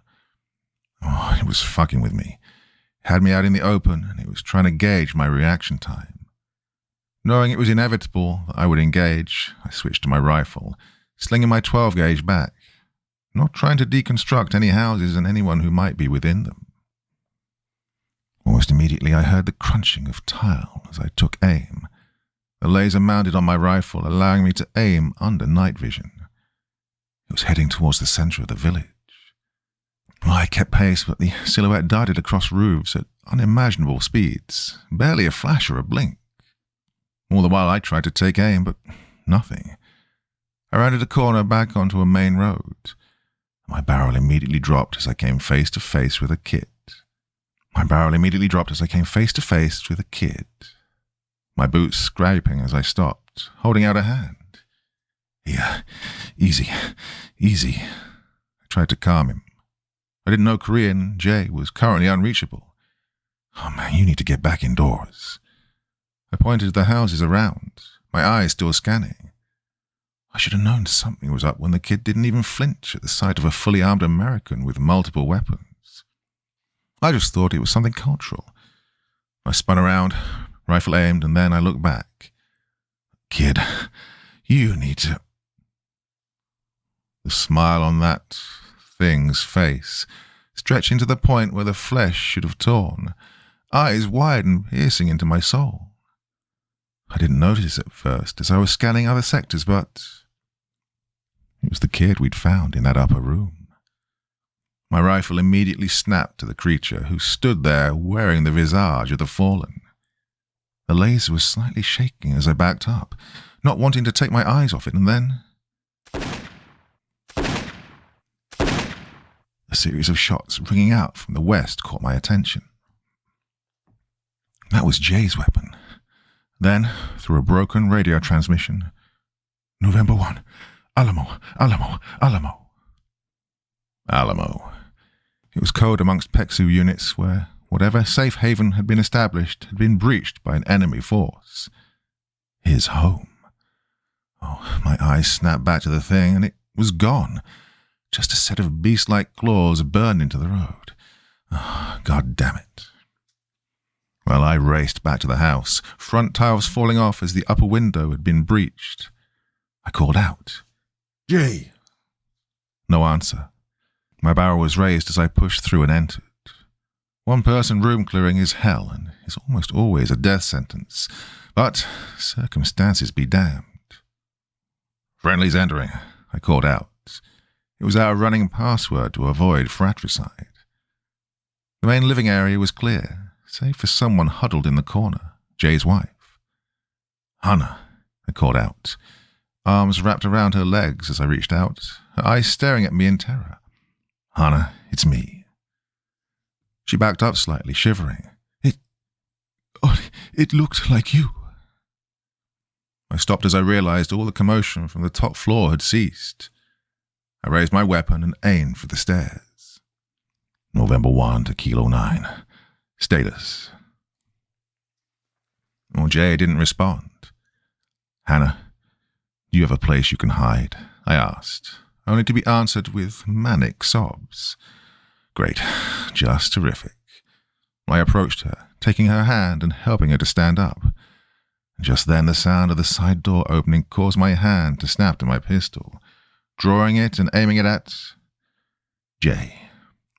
"Dwight," he called out, his rifle raised as he aimed it at me. I aimed back. "It's me, Jay." I could tell he needed it to be proved as he stared back through his night vision, my pistol aimed at him. "Show me your eyes." I flipped up my night vision and he looked. Then he followed. They were normal. As I was reupholstering my weapon, his face went pale though, seeing who was with me. "Dwight, Hannah is currently in the room with our boy," he shouted. My throat went dry as my head turned, only to be looking into a set of golden eyes, a sinister grin that bore several sets of sharpened teeth, and a smell of death and lavender.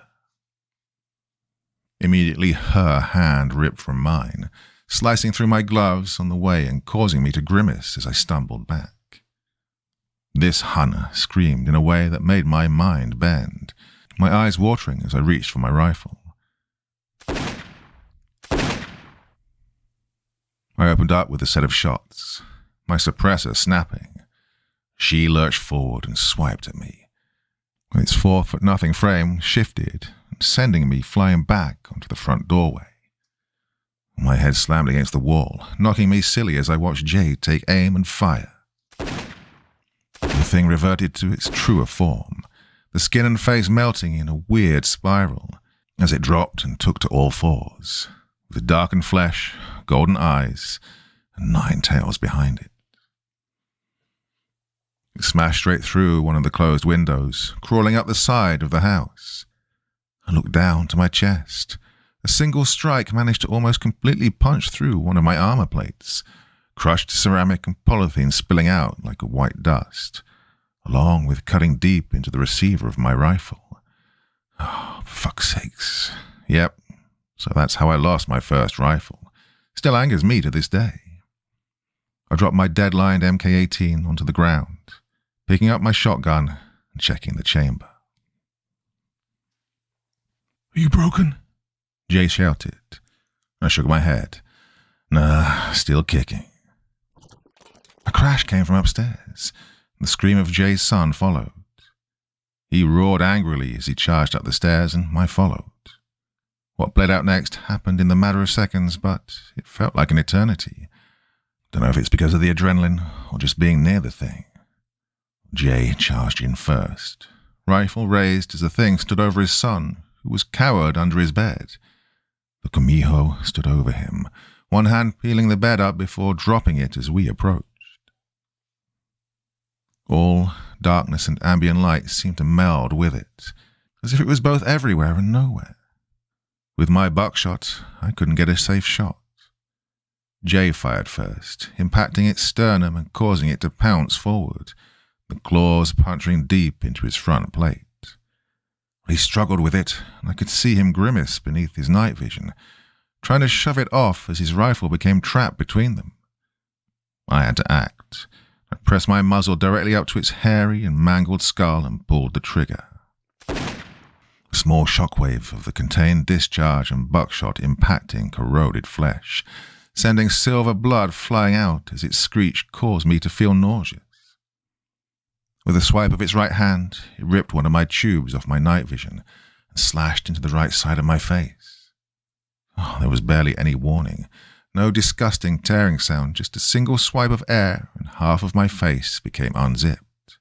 Well, I guess I earned a new scar. My own red iron was blinding me now, causing me to cough as I was flat on my ass. The entire side of my face stung as if it was on fire, the kind of pain you only know by being there. Well, not gonna lie, don't wish that shit on anyone. Some, maybe, but not all. Even as the impact sent me stumbling backwards, I slammed back on the trigger, pumping it full of buckshot, the shots causing it to let go of Jay, who fell back into a dresser. My glove became drenched as I tried to clear my eyes. I caught a glimpse of what was next. From the shadows, a silver knife impacted the back of the Kumiho. My eyes followed to see Jay's father twisting the blade.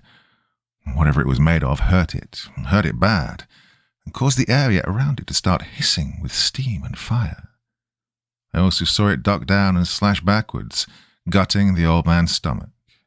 The sound of mulched flesh and meat pouring onto the floor as he let out a single, pained gasp. Jay cried out in anger as he fired his rifle, a hail of rounds tearing through that being that was falling apart now, dark flesh melting the floor as chunks fell off. By this time I'd risen to a knee, wiping off crimson as it caked over my face, taking aim with my pistol.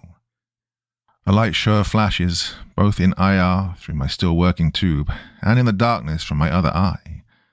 Snaps of 9mm were joined by 5.56 as we slowly cut it down, and soon enough its golden eyes stared into my soul as it melted into a pile of mess and evil, eating through the floor. The adrenaline dump quickly left us as the wet cold from the outside chilled both of us to the bone. I let out a shaky grunt as I viewed the remains of the creature. So much for immortality. Hannah ran up the stairs, scooping up her son before crying on his head. Jay did as well. I stumbled towards the old man, flicking up my beat-to-hell nods as we locked eyes. There was a strange chuckle in the man's voice, seeing my face torn open to the point where I'm definitely sure I could feel windage through my cheek and, well, the state he was in. I couldn't hide the look in my eyes staring at his pulverized belly. He knew it. A shaky nod in the man's face as he gripped my hand, and I held his, staying with him until it fell from mine. Jay walked over, a shaky breath in his voice as I stood up, and our eyes locked to the hissing crater in the floor that was once the Kumiho.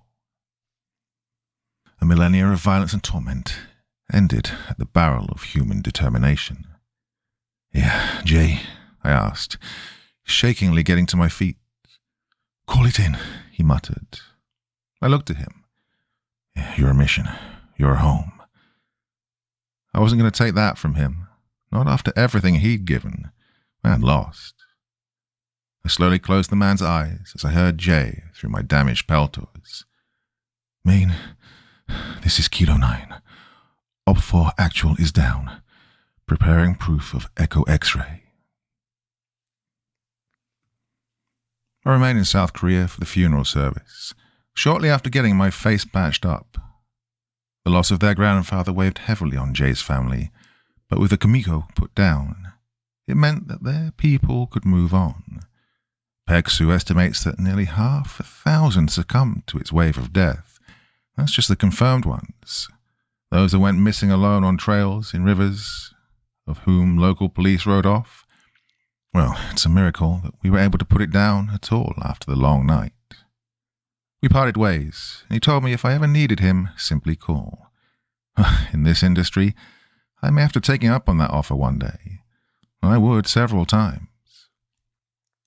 I remember the phone call from Montgomery not long after that. I got a few weeks off to heal up my injuries. You know what they don't tell you about facial injuries like that? How much it freaking burns in the upper atmosphere.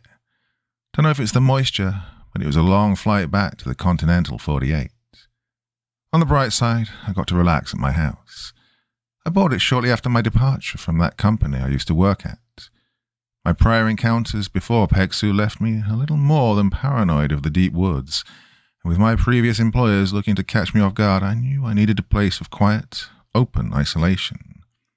Well, I got it, with a few caveats.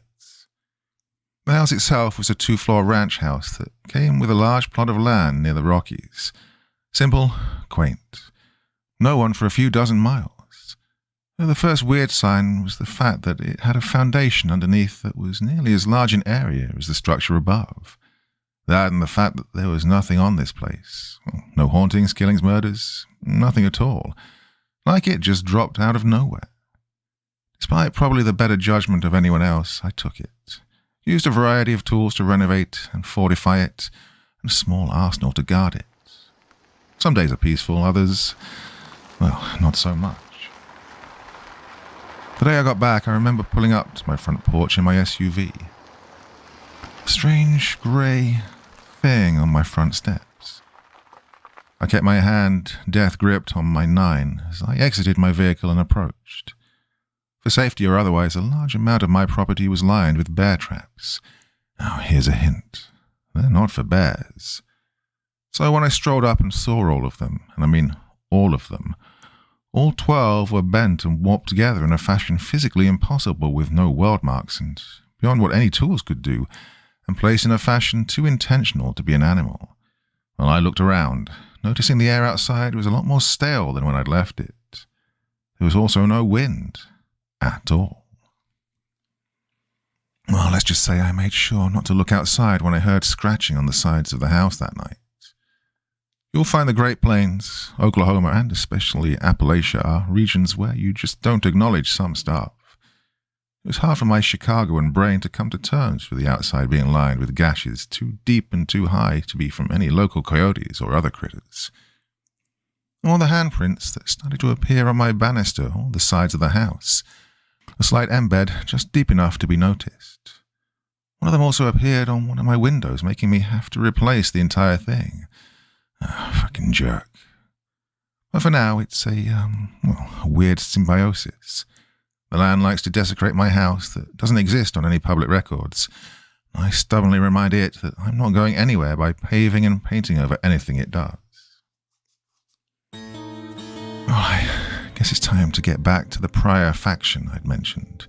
Remember when I said we were in a war NATO and other governments had been fighting for decades? And that wasn't an exaggeration. You know how many have survived this long in this cursed world? Well, answer, by being a stubborn species and forcing it to back down, and thus a balance occurs. We've been dealing with these damn things.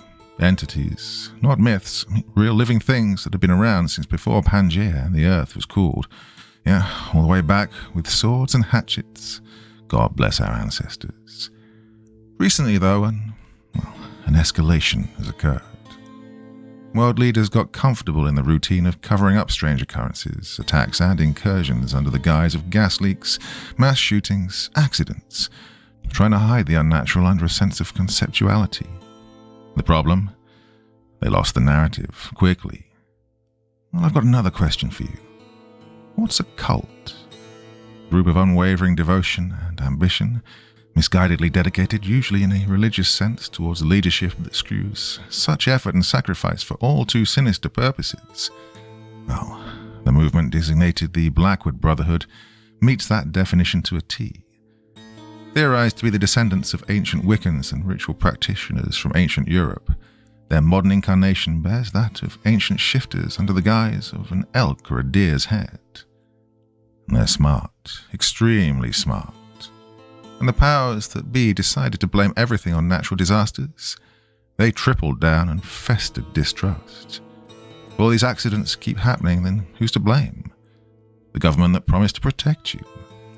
Federal entities couldn't just walk it back and say it was an occult outbreak in Louisiana or a skin peeler in Navajo territory, could they? Answer, no. Every cult has their public face. The New Advent is that answer. Originally a humanitarian movement funded by rich backers of whom not one thing could be traced, they offered refuge to all those who had been affected, whose loved ones went missing by the hundreds of thousands every year. And like moths to a flame, they flocked. Yep, the invasion has already happened. Soon every state, every town has people who believe in the New Advent. Churches, mosques, they're there too. What about those powers that be? What about them? Many cut and run, looking to outpace our mysterious adversaries, or, well, others went off the grid. I remember when I got that dossier and flipped through. There's no knowledge on their leader, if there is one. Could be 1,000 cells joined together in a single consciousness. It'd match up with the ideals of the Remover, ancient Russian pagans whose ideals align all too similarly with the cult. What do we know? The New Advent is being pushed by a man only known as Ryan Evans. An unsuspecting survivor of the tragic disappearance of Tipton, Indiana. Coming from a Rust Belt family, he and his wife donated millions to helping people recover from such horrific occurrences. In a world of disasters, anxiety, and war, Ryan Evans' slicked-over black hair, young and warm demeanor provided all the reassurance to a world looking for protection. He's got a loving family, gets down and dirty, runs an extremely charitable tech company. Everything is so perfectly lined up and manufactured. Ryan Evans died in Tipton, Indiana, and whatever crawled out of there isn't a man anymore. But it's charismatic enough to lure people, and because of it, millions wear those golden wristbands, raise their hands and praise an all-too-consuming movement. PEXU was the short-notice answer, led by a disavowed former NATO chief, staffed by those who had come close to the silent apocalypse we're fighting and losing against. What do they do to their followers? What sacrifice do they ask for? Well, that shifting video showed me enough. An insider amongst the ranks of the Blackwood managed to sneak out the video after they were whisked away to a lodge deep in the dense woods of New England. In a room soaked with blood, the log walls and floors lined with glyphs, sundials, and other markings corrupted beyond measure. A group of white-cloaked, deer-headed individuals and candles around a man stripped of all clothes, screaming as his skin began to split. Bind. You have trusted a nation or God that saw your family and memories as a statistic. Bind. Have you sat in the dark wondering why your potential was wasted? Bind. Do you hear the call of the shadows and wonder if they're correct? Bind. They are correct. Bind. That's what was best for you. He is here, he's waiting for you. Join, and we will save you. Bind. Open the door. Bind. All of them screamed like sociopaths as that man screamed, pounding the floor as his body bled. Skin peeled back to, I don't know what I saw, but whatever crawled out of him wasn't a man. The sender disappeared shortly after it was leaked, and despite it, not a single person believed it. Except PEXU, of course. And that's what we're fighting against. Anyways, that's probably enough for today. I'm hearing something outside. I'm going to take care of it. But I'll be back soon with another update. So until then, stay safe.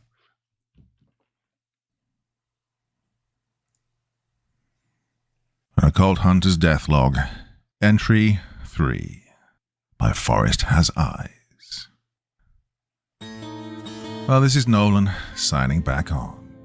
Now, sorry for the pause, things have been getting a little hectic, as it were.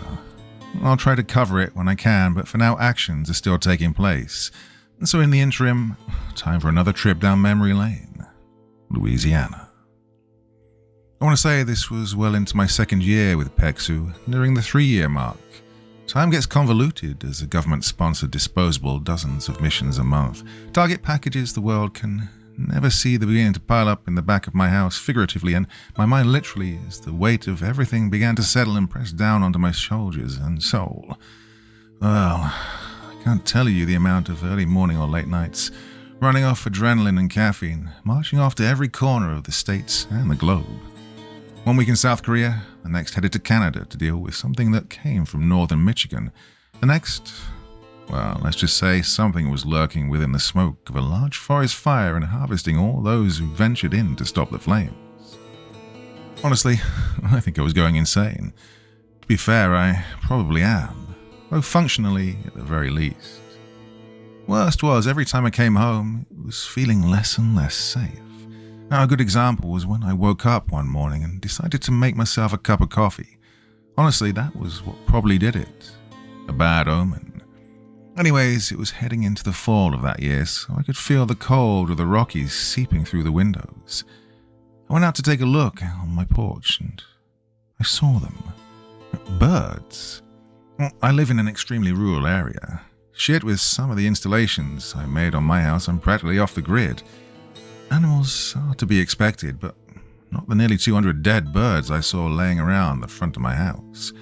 All of them were backs to the soil, eyes wide to the sky, wings and legs curled up like a wave of death had hit them. Well, I nearly dropped my coffee and backed in, holding my breath as the first thing that came to mind was some sort of pathogen or chemical agent. The Blackwood Brotherhood targeting PEXU operatives on their home turf, though minimal, was not uncommon. The unit sent some people out and analysis showed that, there wasn't any sensible cause of death. No, legitimately, it was just like they stopped, dropped, and died from what the shrink said is shrink the right word? Lab tech. Well, they're deep into animal science and forensics and I'm rambling. But the point is, it was damn near impossible to even see they were dead until necrosis set in. What's worse, I don't think it's the cult. And like I said in a previous entry, things have been weird around here. More handprints have been appearing around my property. Approximately 250 meters from my house is a wood line across the field. On an old oak that's got more rings than most countries got decades on this earth. Well, here was another handprint. This one was gaunt, elongated fingers that burned a good centimeter into the tree. Another one similarly appeared on my rain duct, like someone had attempted to climb it, though further inspection of the roof showed no more. I know what this was. The same thing the Mujahideen and the Taliban did, sizing up, probing for weaknesses. I went back inside and kept my rifle loaded. I wasn't going to blink first. I was almost overjoyed when I got the call from Montgomery about my next op, although I didn't know the madhouse I was walking into. You see, the things we're largely in combat with can't always just be shot. They're incomprehensible and primordial, and while we were regularly in the trenches against situation whiskies, terrors in Appalachia, and fighting a conspiracy, sometimes we're up against things that warp the world itself. Dossier: Louisiana Umbra. Oh man, where do I begin with this one? Well, in short, I was being assigned to an area deep in central Louisiana, rich in voodoo and black magic, so much so that this place is stained, and plenty of occult experts would tell you that you don't fuck around. I wasn't just fucking around, I was being told to rappel down and start kicking. Ever since Katrina, there's a large amount of backroad areas in Louisiana that just haven't recovered. Infrastructure and basic necessities are constantly faltering. Quality of life is lower than some third world states. It's bad, and the town in question was more or less forgotten about by the local country. The town's population had been decreasing ever since reports of loved ones returning and wandering the streets started to occur. At first, it was a handful. Then entire houses started turning up empty. The local police station was so undermanned, underfunded, under everything that they were neglected. All signs pointed to something that had been harvesting these people in an area where the veil between our realm and the other thinned.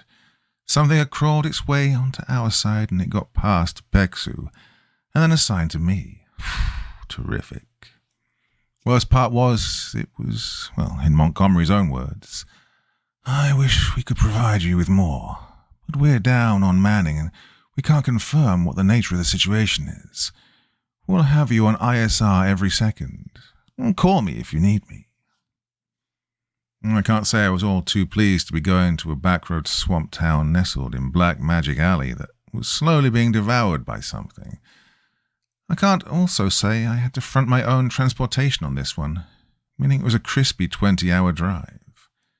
What I will say is it gave me plenty of time to think about everything. My mind drifted back to the events that led me here. My time in 10th Mountain and the 4 deployments from hell.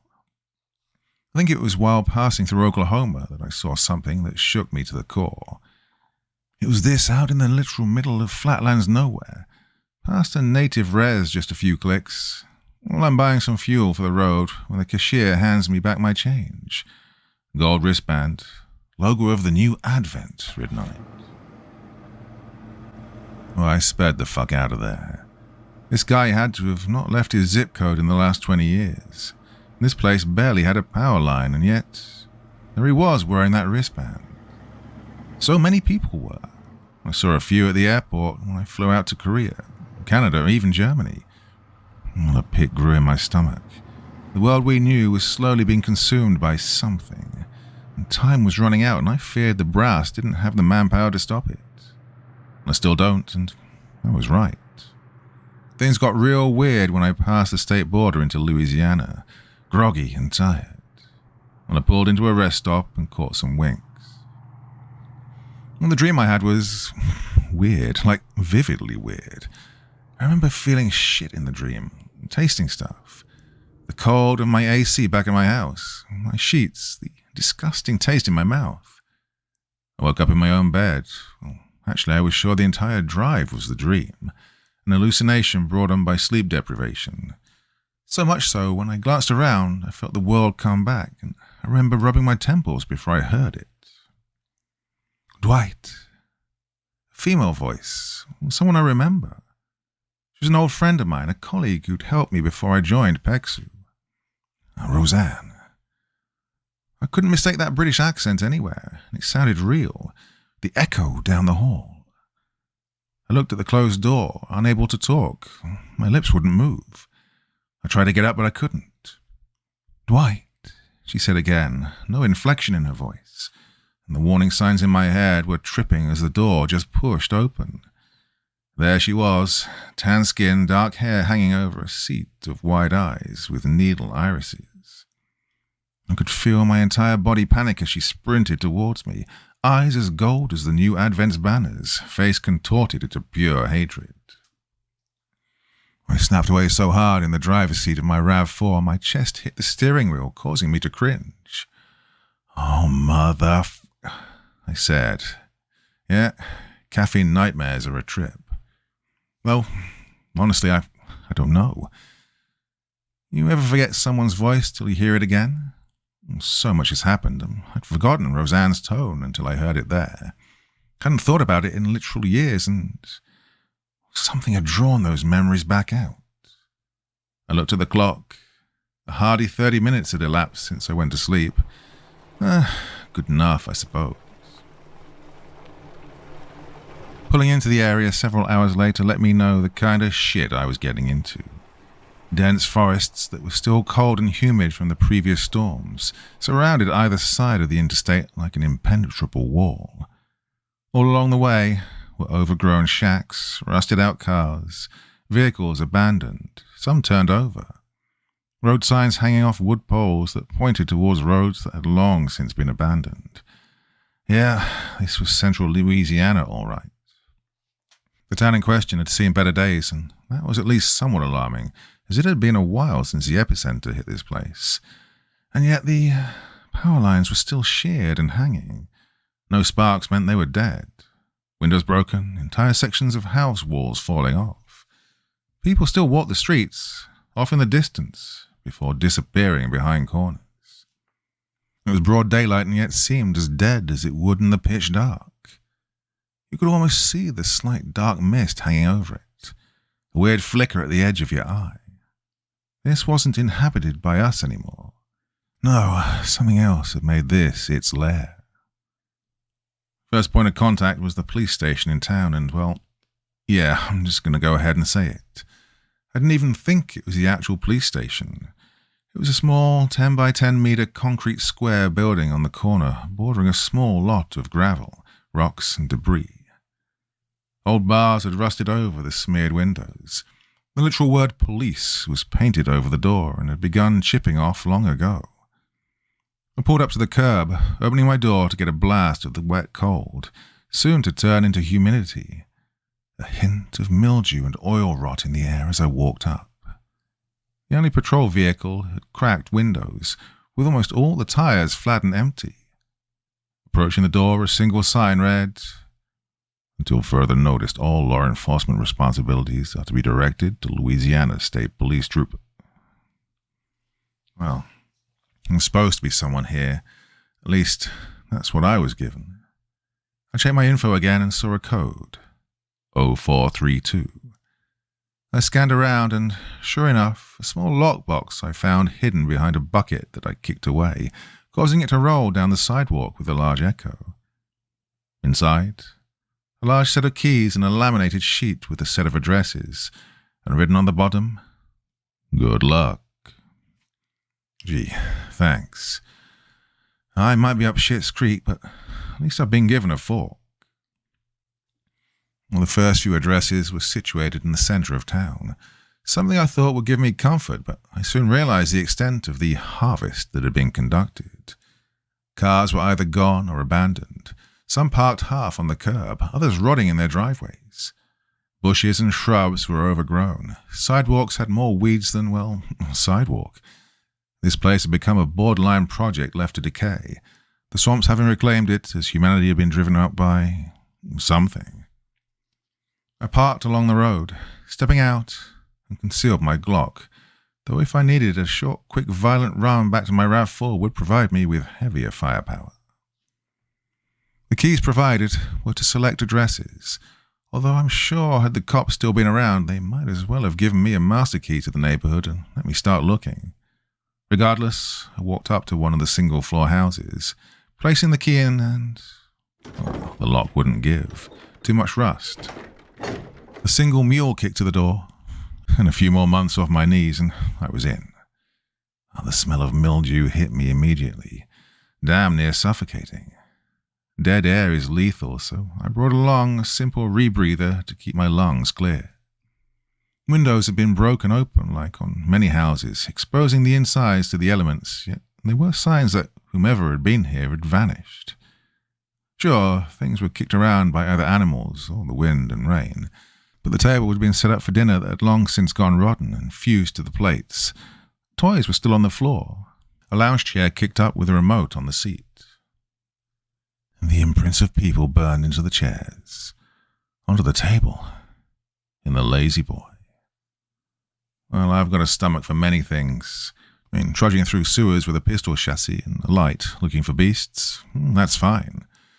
Burned pits took my sense of smell anyway. Look, the sound of a shot impacting a target. The screams, the blood. Look, I'm infantry. I'm desensitized to that. Scraping a person off a swamp-drenched seat, knowing they used to be a man or a woman or a child. Well, I'm not going to lie. I wasn't too prepared for that, but I guess I've hit a new milestone. Placed it into a collection bag, left the house, and locked it behind me. Sample analysis from it read, dried flesh and sulfur. Well, it was like this for several blocks. House after house, the same thing. Old homes turned into ruins. Streets deserted. Felt more like a post-apocalypse than a silent one, but here I was rummaging through the aftermath like a scavenger. It was around the third house that I'd left. No signs beyond silhouette imprints and rank smells. The shuffling of grass caused me to turn on a dime, hand sliding to my pistol grip, to see a dog. It was a Belgian Malinois. I knew because I worked with them a lot as military working dogs both in training and overseas. Well, German Shepherds are terrifying, but they've got nothing on the absolute man-killer of these things. Grey and black fur, built like a truck, yet its coat was messy and unkempt. It seemed hesitant, wary of me as I looked at it. I had an idea. The old bag of jerky I had seemed to bridge the gap, and I took a few minutes picking barbs and twigs out of its fur. An old, worn red collar showed he'd been wandering these streets by himself for a while. The name read Zeus, from the Hartwell family. When my eyes turned to the house I just exited. Inscribed with letters on the doorside mailbox. "Well," I said, scratching behind the beast's ears. By now his spirits had picked up. "Want to ride along with me for a bit?" I was going to place down a towel for the mal, as Zeus was still soaked in the outside swamp water and probably had ticks, but at this point I'd been wandering through mildew-infested houses, tracking stolen souls for hours, and I just about had enough. We pulled up to another house, more towards the southern edge of the town. As we did, Zeus started to growl. In hindsight, the capability a canine brings in terms of identifying threats, something I should have invested in earlier. Keywords are here, in hindsight. I took a step outside of the vehicle, not wanting to drag the poor dog into plaster and wood mausoleums, so I approached the house, which was just as unkempt as the others. Placing the lock into the door, it was pulled right open, causing me to stagger. The person on the other end was a woman. Long blonde hair, hazel eyes, probably mid-20s. She raised an eyebrow and, in a southern Cajun drawl, asked, "Can I help you, sir?" I was somewhat flabbergasted, looking around to the dead neighborhood and then back to her, and I didn't have a response because, to be honest, I'd been sent under the pretense that the homes I was searching were empty. But this one was not. I stammered a bit. She seemed annoyed, and then smiled. "You're from the government, ain't you?" I scratched the back of my head. Yes, ma'am." She invited me in. I did my best to dry my boots off, as the house was far more maintained on the inside. I noticed this. Storms must have done a number to the town. She chuckled and didn't look back. "That's life here, mister. So tell me, what you looking for exactly?" Took a look around, observing the inside of her house. "Reconnaissance so far. Trying to gauge what's going on. More than a gas leak, but gas leak. It's one of the official terms we use to play off events, preventing mass hysteria, and it also draws out to see if someone knows more." Well, she did, seemingly. "Gas leak ain't caused those screams, honey." I raised an eyebrow, turning back to her. "Screams?" She nodded, standing by the sink in the kitchen, washing her dishes. "Got the neighbors a few nights ago. Heard them and their little baby crying out. Then the ones adjacent. Some down the block. Like fireflies slowly going out, though you can hear every decibel." Her tone was chillingly gleeful describing this. I raised an eyebrow, my hand sliding under my jacket. Did you reach out to anyone?" She shrugged, and I could see the flicker of a smile from behind her, standing a few meters away.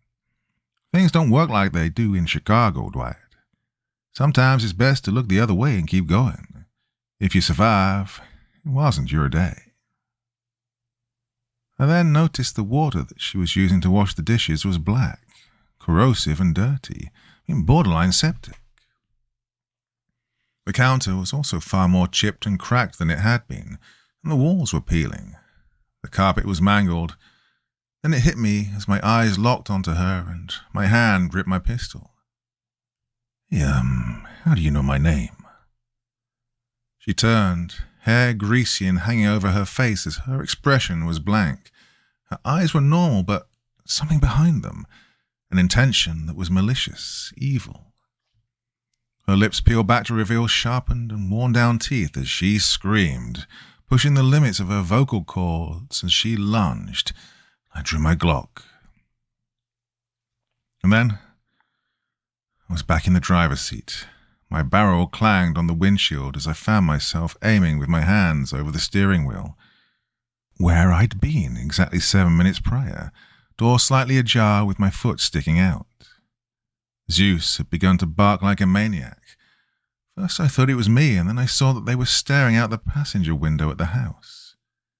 I looked. Couldn't see anything through the smeared windows, but I could tell it was still in there. This was a warning. Get out, or become a statistic.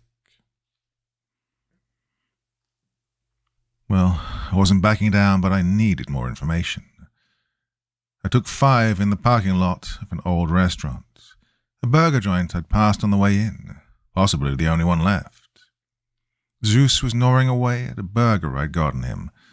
I couldn't eat right now, nor was it ever good to have a full stomach. I'd learn later that that would be the right decision. My radio was hooked up to the wave relay mount on the back of my RAV4, boosting the signal so I could reach PEXU Maine. Montgomery and I spoke as I half sat out the door.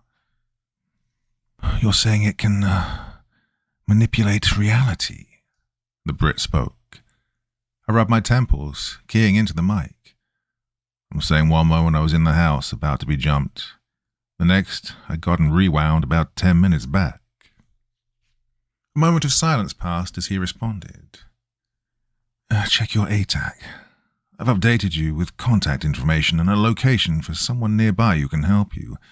Originally, we were going to have you meet later, but we're pushing the timeline forward. This is growing out of control." Well, it already was out of control. Copy November 1, out. The contact was... Okay, so you remember how I said Haitian voodoo and black magic was big in Louisiana, especially around New Orleans? It's just my luck, or more his experience, that made him one of the last people still in town, alongside the diner worker, the gas station rep, but certainly not the landscapers. His hideout was one of those under the convenience store stairwell type spots, a small window with an LED sign that read, "Jacques, the Bone Lord." I looked back at my ATAC reader. The address pointed to here, coordinates and all. The name was Jacques Delon. I swore if Montgomery just fed me to some organ harvester, well... The door opened, so I could see a man, late 50s, peeking through, wearing a leather coat and jeans. A set of blue lens glasses concealing tired eyes. He looked to me, then to Zeus, then back to me. "No animals." I shook my head. "I'm not leaving him in the car. We already paid you." The tense stare was interrupted by the closing of the door, and the sounds of several dozen locks being undone as he opened it fully. "Dog stays on the corner mat. You go to the table," Jacques muttered. Well, where do I even begin with this place? Well, he wasn't called the Bone Lord for nothing. Skeleton parts seemed to line or dog every piece of furniture, furnishing, and even make up a few shelves as the smell of incense in the dimly lit shop surrounded us. I leaned forward onto the round table, taking note of all the calcium artifacts. "These aren't real skeletons around us, right?" I asked. Jacques sat back in his chair. "Does it matter?" "Guess not," I said, sliding the sample from before with a printout of the details. "You journeyed into these homes?" he asked, realizing the situation with a surprised raise of the eyebrow. "Yeah?" I asked, though I should have been wiser to what he was meaning. Jacques flipped up his glass lenses and looked at me. "I never ventured that far. Every time I tried to cross to see what had made this place taboo, it felt like a hand was clenching my throat," he said, gesturing towards his neck as he continued. "Suffocating. I've been trapped here since. This place is no stranger to rifts, but something must have crawled out of one." "Something?" I asked, a confused raise of the eyebrow. Jacques shook his head. "I've been looking into this since I could barely walk, and even then I will still never even know 1% of the other side. Imagine a microbe attempting to learn about humanity. That is the depth of which we face now, Nolan Dwight." "So, I said, leaning back. "What? We've got no idea of what this is or how to stop it." Jacques waved off the defeatist take and pulled out a map. "If I were to guess, an umbra." "A what?" "A leech. Someone attempted to contact the other side. It latched on and pulled them in, used them as a line to cross through. Now it's free from its fast. It's growing fat on all those who surround it." Jacques then laid out the map of the area and drew a circle showing the extent, having now crossed far out of the borders. "Did you experience any more of these warps? The not real parts in time?" he asked. "Once, crossing in from Oklahoma," I said, remembering the rest stop. He stopped, took a long swallow. "We need to seal it away. I know where."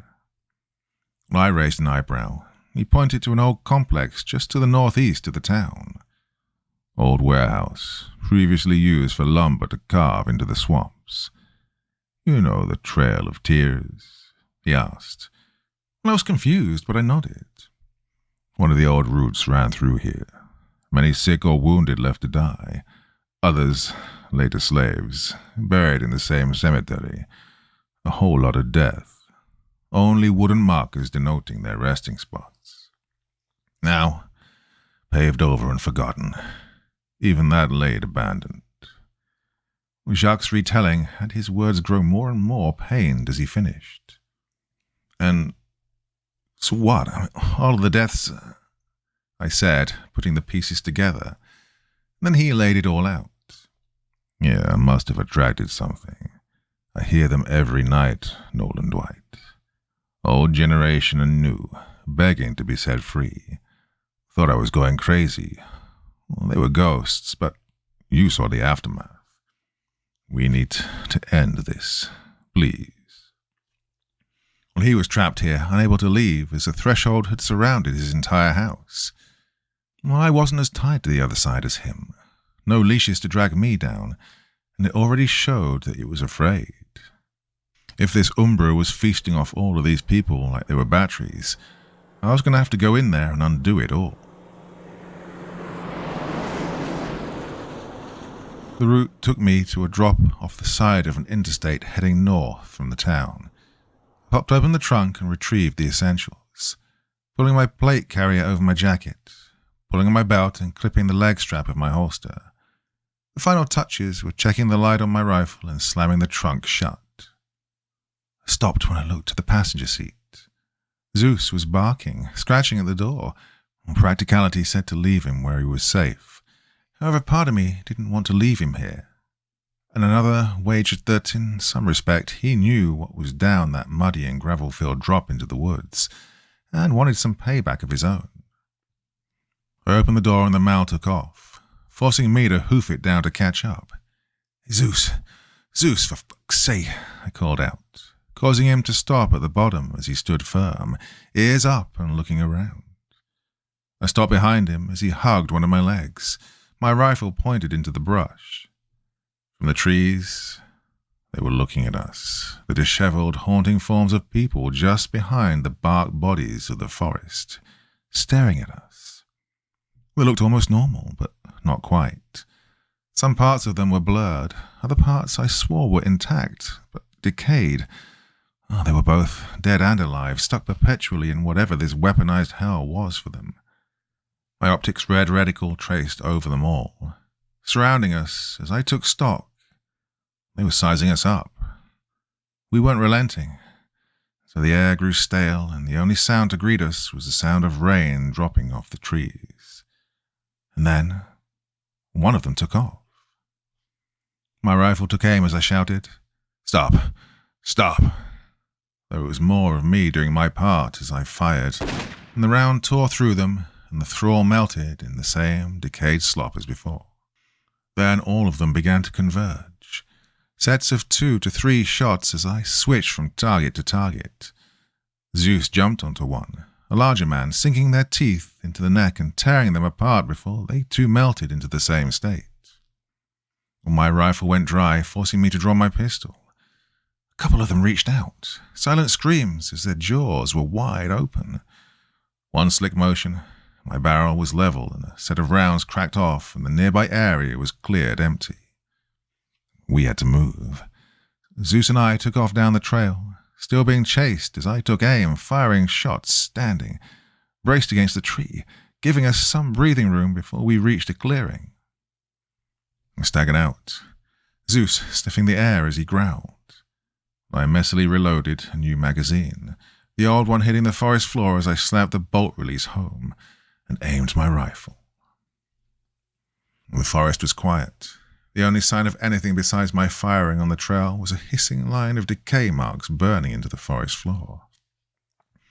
"Oh, fuck's sake," I muttered, topping off my Glock as I looked down to the Malinois before I quipped, "I need to get a new career," to Zeus.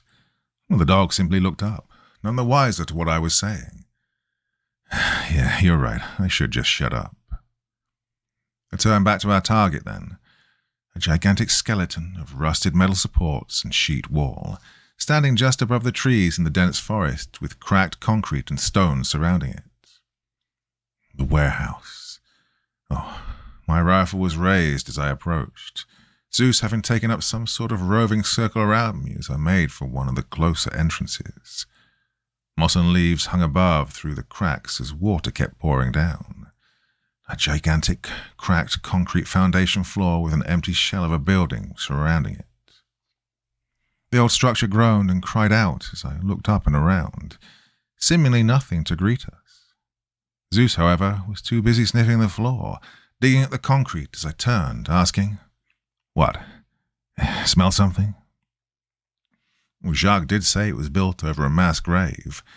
Only question was, how to get through several feet of old concrete. I lowered my rifle and measured my options, opening the phone mount on my carrier to switch open ATAC and see what assets I had available. Though I didn't like the idea of sitting there for several hours waiting for a cutter or a... "What you're looking for isn't here, Dwight." I was drawn out of my planning by a voice from behind, one that I knew very well, though it didn't click when I heard it as instincts took over and I turned and aimed my rifle, but, well, what I saw was an old soldier and a friend wearing dirty, outdated UCP digital fatigues. He stepped out from behind an old factory machine, still the same, just like the last time I saw him, a decade and a half prior. High and tight brown haircut, square jaw, shorter, stockier guy. His name tape read, Clancy. "What the fuck?" I asked, my barrel lowering out of shock. There he was in tan boots, a slight smile on his face, just like I remembered. As he took a step forward, my sense came back to me, as did Zeus's rabid growling and barking. Clancy's face contorted to that of hatred and rage, and that was enough to sober me up as I took aim at him. Well, Clancy didn't like that. "Dwight, what the hell are you doing?" I shook my head. "You didn't make it out of Kandahar. I don't know what this is, but I'm not going to let you disgrace my fucking friend like this." I took another step forward. My thumb flipped my rifle to semi. A single sound caused it to pause. "I gave you a chance, Nolan." I shook my head. "Don't do this. Let him walk away and come fucking face me yourself." A moment of silence passed. I took a single shaky breath and fired. The firing pin hit the primer as the barrel sunk and a shot ran out. And he was gone. I was looking dead at him and he was just gone. There wasn't a pile of decayed mess underneath. His body wasn't there. Another frickin' illusion. Zeus ran forward, barking loud as I heard a single crack, and then another. Then the concrete gave out, crumbled. My stomach had jumped straight up and grabbed onto my throat, damn near, as I went into total freefall. The light above grew more and more dim before I hit the ground hard. The combination of rocks and dirty made me glad I wore side plates, as I did what I could to brace myself. Zeus is barking from above, pulling me slowly out of my shock as I staggered to my knees. I grabbed my rifle and turned on the light. I soon realized the sound I was hearing wasn't water falling, but melting. They were all here, hundreds fused and melted together in some hideous form of old, decaying flesh. 1,000 eyes and 100 mouths all crying out as a grotesque form of several limbs all around a central mass stood in the darkness. There it was, the Umbra. Fuck, was the last thing I remember saying before staggering back fast enough to avoid it as it lunged forward. One of its limbs had a dozen skeletal, rotten hands grabbing out, clutching and scratching at the dirt as the sound of flesh falling off their bones made contact with the stone and filled my ears. I flicked my rifle onto auto, firing off a burst into it. Flesh and meat tore from its central body as all of them screamed loud enough to pierce my eardrums. Well, thank God for my Comtag headset. And then it moved, faster than it ever should have, as I leapt to get out of the way. However, one of the side limbs used its 1,000 hands to grab onto the back of my plate carrier, dragging me to it. The sensation of a dozen indentured, trapped lives being used to try and tear me apart made my spine crawl right out of my body. I fought to move forward, then got dragged onto my ass as they all started to tear at my jacket and kit. Still, I fired into it, tearing off parts of the arm and body as I stomped fingers and palms, causing them to melt off as pools of rotten flesh. From above, I heard Zeus's roars getting louder. Remember when I said mellow noises were crazy? Well, I wasn't kidding. Those canines will leap through reinforced glass or smash through a fence to get to their target. I guess Zeus had de facto adopted me as his partner, or designated it the enemy, because he leaped onto the top and began to tear at his body. Oh boy, did he tear. Skin flew as it writhed. A muzzle thumped my barrel into its body and fired. It retreated back so fast Zeus fell off and onto the floor, although it did little to stop the dog as he'd proven he's built durable. Well, it attempted to flee. I looked around at the mud and old concrete piled around us in this strange lair, and it retreated further. Zeus barked, not backing down. Get back here, I shouted. I took off after it. I flipped my rifle's magazine out and slapped a new one in. Zeus was not far behind as I aimed my light and took shots at the form as it fell apart. The voices started to get dimmer. Didn't know if that meant it was getting further or if we were cutting off more parts of it.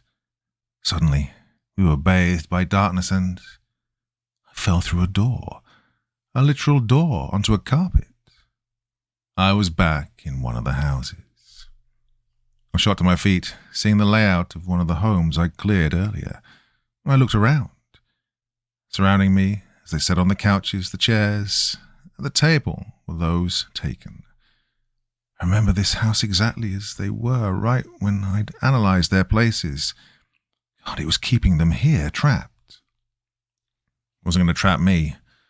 I sprinted forward towards the back door. Zeus nowhere to be seen as they took off after me. I kicked open the back door and jumped through. This time I was in where I wagered the police station was. A small grey square building, and maybe 2 cells on the inside in stereotypical barred cage setups. 2 officers in the dark blue uniforms of local Louisiana cops sat up from their desks. I fired at one, only doing so because I knew this wasn't real. Full disclosure, I don't just shoot cops. And as they dropped, melting through the desk and corroding it to cause it to collapse, the other one leaped at me, gnashing their broken teeth. They grabbed my pistol, leaving me with one option. I reached for the center of my plate carrier, drawing my bench-made knife and stabbing them through the bottom of their mouth and into their brainstem. Kicking them off, I ran for the door to the outside and put my shoulder into it. Then realized it opened inwards and swung it open as I sheathed my blade. What hit me was something I didn't expect. A blast of cool air nearly blinded me as I slid and fell, my ass hitting the dirt slopes of a mountain, deep in the southeastern region of Afghanistan. I aimed my rifle as I could hear it, the sound being so vivid I felt like I was 24 again. The distant pops, the rumbling, the high-altitude smell. I was on an old road, I remembered. I took off forward, knowing the exact trail. I kept my footing careful as I didn't want to lose my step or I'd be taking a 3,000-foot drip down the fast ward. Instead, I rounded the corner to a cave entrance. Over a decade ago, it was an old listen and operation post for the Mouge we'd had the job of taking out. My first mission as a newly promoted squad leader. I remember staring into that black abyss just as I did now, and I marched forward, and for the final time find myself falling through darkness. Then a set of teeth grabbing at my jacket sleeve as Zeus pulled me forward, dragging me from a drop-off into the cave onto an old set of stone tiles. I quickly tossed my rifle up as I grabbed the edge, pulling myself up. It took a moment to get my bearings, scratching behind his ear and saying, "Hey, thanks, bud." I used the stock of my rifle to push me back up to my feet as I scanned around with my light. An old mausoleum. The sound of tearing and wet splashes could be heard ahead as we both pushed forward. In the central room, with the light shining from the morning sun coming through the bars, lay the torn mass the Umbra inhabited. The remaining eyes in the fleshy mass looked to us, screaming out as I took aim and fired. The full auto burst punched straight through the center as it attempted to reach for us. Zeus grabbed on and bit. Then I stomped down and fired at its arm, tearing it off.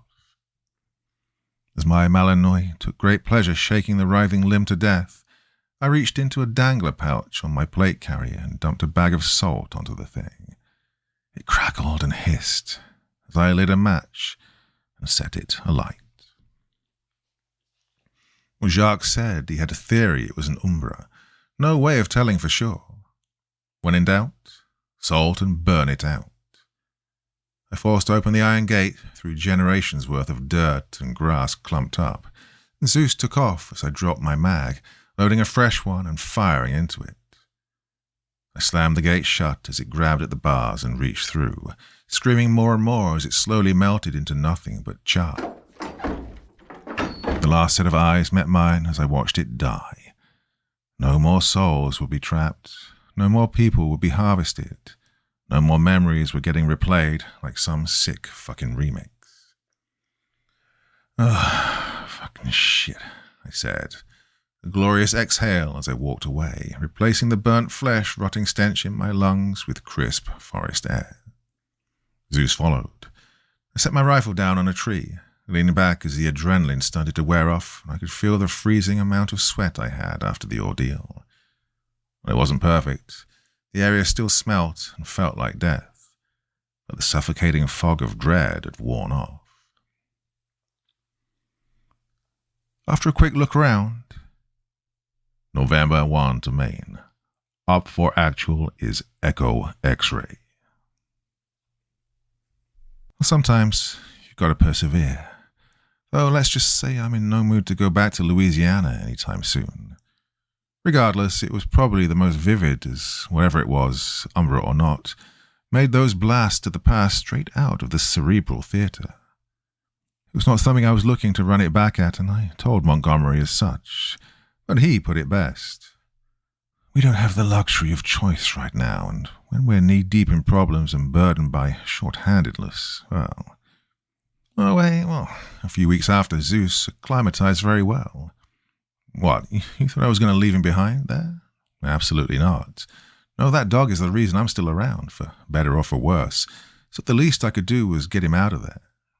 Turns out, yes, he did have fleas, a lot of them. Fumigation of my car and then the cleanup was extremely nice, as you could imagine. However, he enjoys the open area of my property. Even more so in the following weeks, I ended up taking him on several more missions. Whatever his senses are, he's able to point out a threat immediately.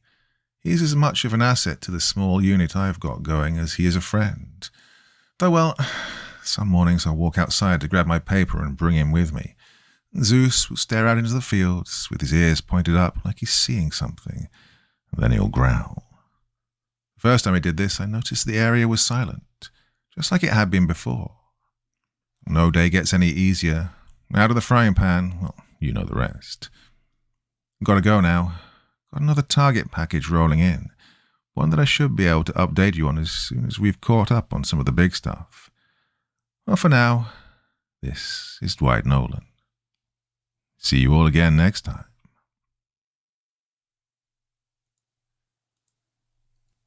An Occult Hunter's Deathlog, Entry 4. I guess at this point in my career, there's no going back, is there? I know too much. I'm too invested in everything, and I've proven myself too capable to leave. I feel like if I tried to hang all of this up, I'd be stuck awake at night thinking about every potential person saved that would be lost. That's what I get, I guess. Down that forest slope, chasing after the first beast all those years ago, and now here I am, like Alice, down the rabbit hole I went, never once considering how in the world I was to get out again. Guess now that I'm waist deep in NATO's secret war, there's no point in even thinking about going back. Sometimes the path of least resistance is a straight line, and the only way out is forward.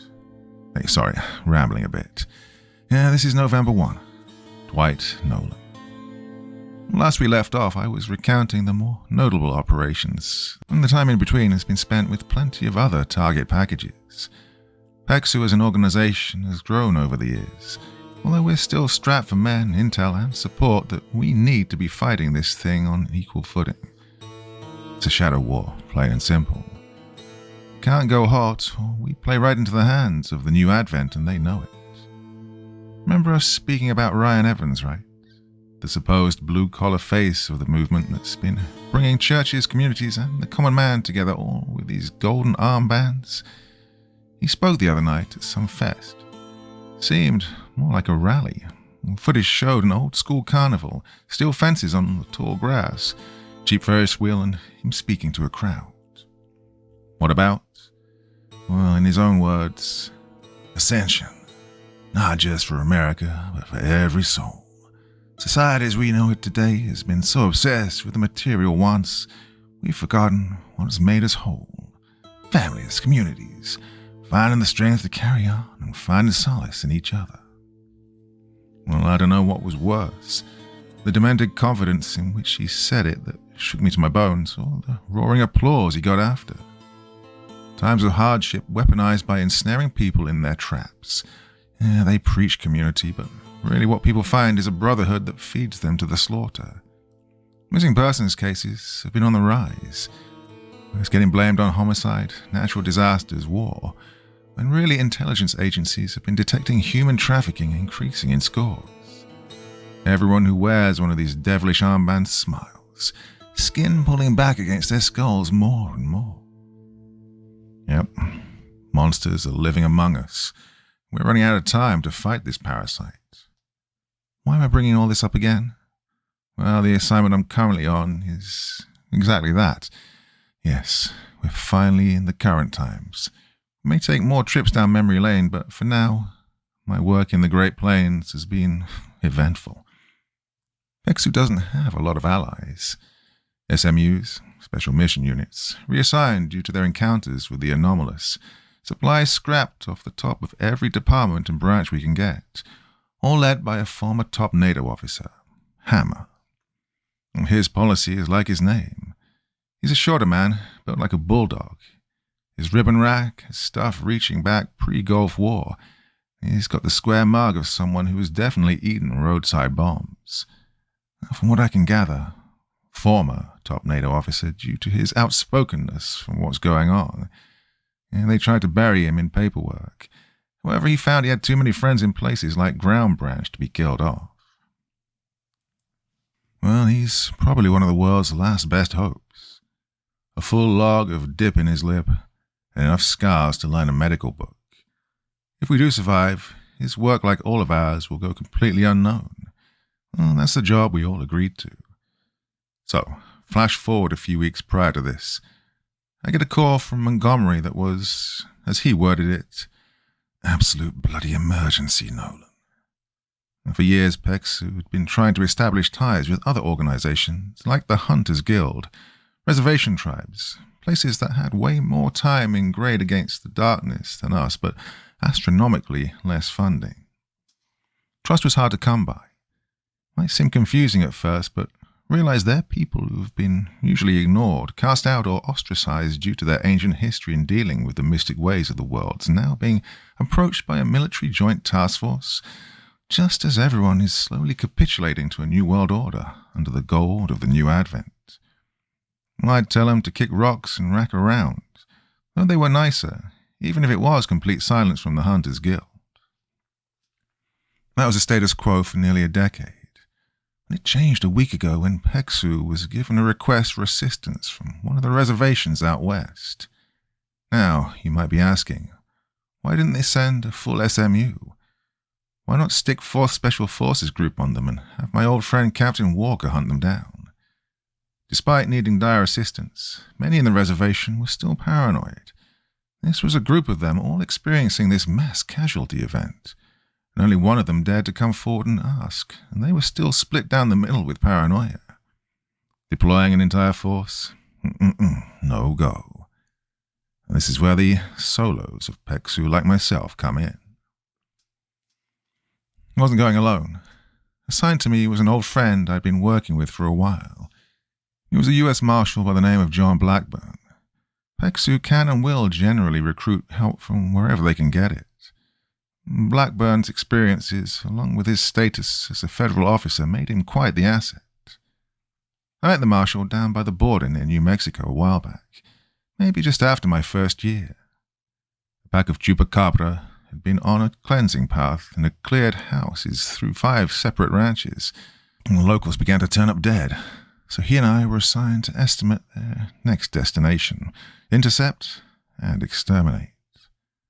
When I met him at the ranch, he was sitting on the hood of his Forerunner, an old cattleman's hat and a leather jacket, badge on his belt, looking like he was several cigarettes into his weight. His first words, "Yeah, you'll do," he said with a chuckle. I remember being confused and asking something along the tune of, "What's that supposed to mean?" To which he replied, "You look like you're either the coldest one I've seen in a while, or you can take a beating. I can work with either. Name's John." I shook his hand, replying, "Dwight." "Yeah, how do you get into this mess, may I ask?" the marshal probed. I shook my head. "Well, it's a long story. We got 9 hours, Dwight." The hunt itself was relatively simple. We'd baited them to the ranch that was empty, except for 2 gun-toting PEXUs that were ready to ambush. John took the ground level, a large campfire we had illuminating the surrounding area as he kept watch with his old-school M4. I was on the roof. Per our planning, I brought a longer rifle, AR-10 in .308. A thermal I had along with a set of nods on my helmet allowed me to scan the surrounding land with pretty much no obstacles. 9 hours of nothing but catching up, cold weather, and eventually darkness before... "Nolan, 11 o'clock. I got movement."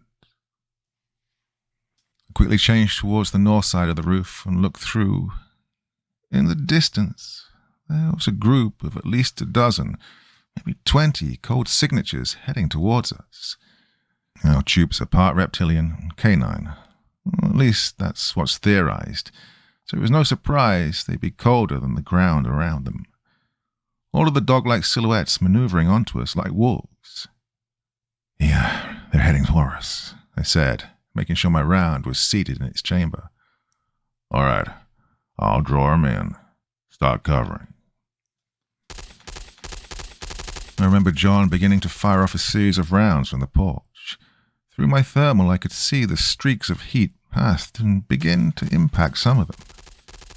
My first round hit the one in the front. Don't know if it was the pack leader, but the .308 tearing clean through its solar plexus sent them into a frenzy. I worked the bold, hot brass hitting the roof tiles. I took aim at another. With John's fire, the cold still air reverberated with shots as we could hear all the dozen of them sprint towards us, adrenaline setting in as we quickly worked to establish fire superiority to break their charge, or they'd run up on us. That was until the sounds of movement behind me drew my attention. The scratching of tile, the huff of an animal's exhale. I flipped over and saw it then. God, it was bigger than a wolf. Disgusting hair and stretched skin mixed with reptilian-like claws and scales. Its eyes were wide, facing front as the frills on its back stood up. Its disgusting round mouth, lined with teeth, dripped with its corrosive venom. Oh, crap, was the only thing I could utter as the Chupacabra darted across the roof at me as I rolled, and it slammed into my 308 and lost its footing. Well, this gave me enough time to scramble to my feet and grab my rifle. Firing through it just cut the trail and tackled into me. With my rifle pressed between me and it, I lost my footing and both of us went falling off the one-story house onto the ground. Even as it snarled and gnashed with its jaws, I still managed to make sure it landed underneath me. Oh, the second of soaring wind as both of us hit the dirt ground hard just in front of the garage. Well, despite this, the thing still sunk its teeth into my shoulder, my jacket and vest protecting me, although I still swore and cursed like a mother. The two of us scrambled, scratched at my gear, tore up my pants. I remember socking it straight in its jaw, pulling off my helmet and slamming the ACH directly down onto its head, stunning it. I then remember grabbing its rear half and swinging it onto the brick corner of the house nearby. The snap of its spine was the answer here. Not my proudest moment, but you get busy scrapping or get busy dying. By the time I gathered my senses, I got to my feet and aimed my rifle at another, dropping it with a series of shots. When I focused on the area around me, the work of Blackburn and myself became clear, as the corpses of the half-reptile bloodsuckers lined the entire front. Blackburn cleared through towards my position, the both of us depressing our muzzles. Ah, shit. You get bit? John asked, walking over. Just surface damage, I muttered, dropping my vest and rolling out my right arm. The hell happened? The marshal asked. I answered, one of them got onto the roof. Oh, hell. Then we fell off the roof. Ain't that a tizzy? You'll be fine. You're still kicking, he said, proceeding to slap my recently bit shoulder. Well, that was my introduction to Marshal Blackburn. We'd worked together a few times after that, but it had been around 8 months since John and I had last linked up. We were to meet in southern Colorado in an annex used by state police and an EOD unit that had been there for a while.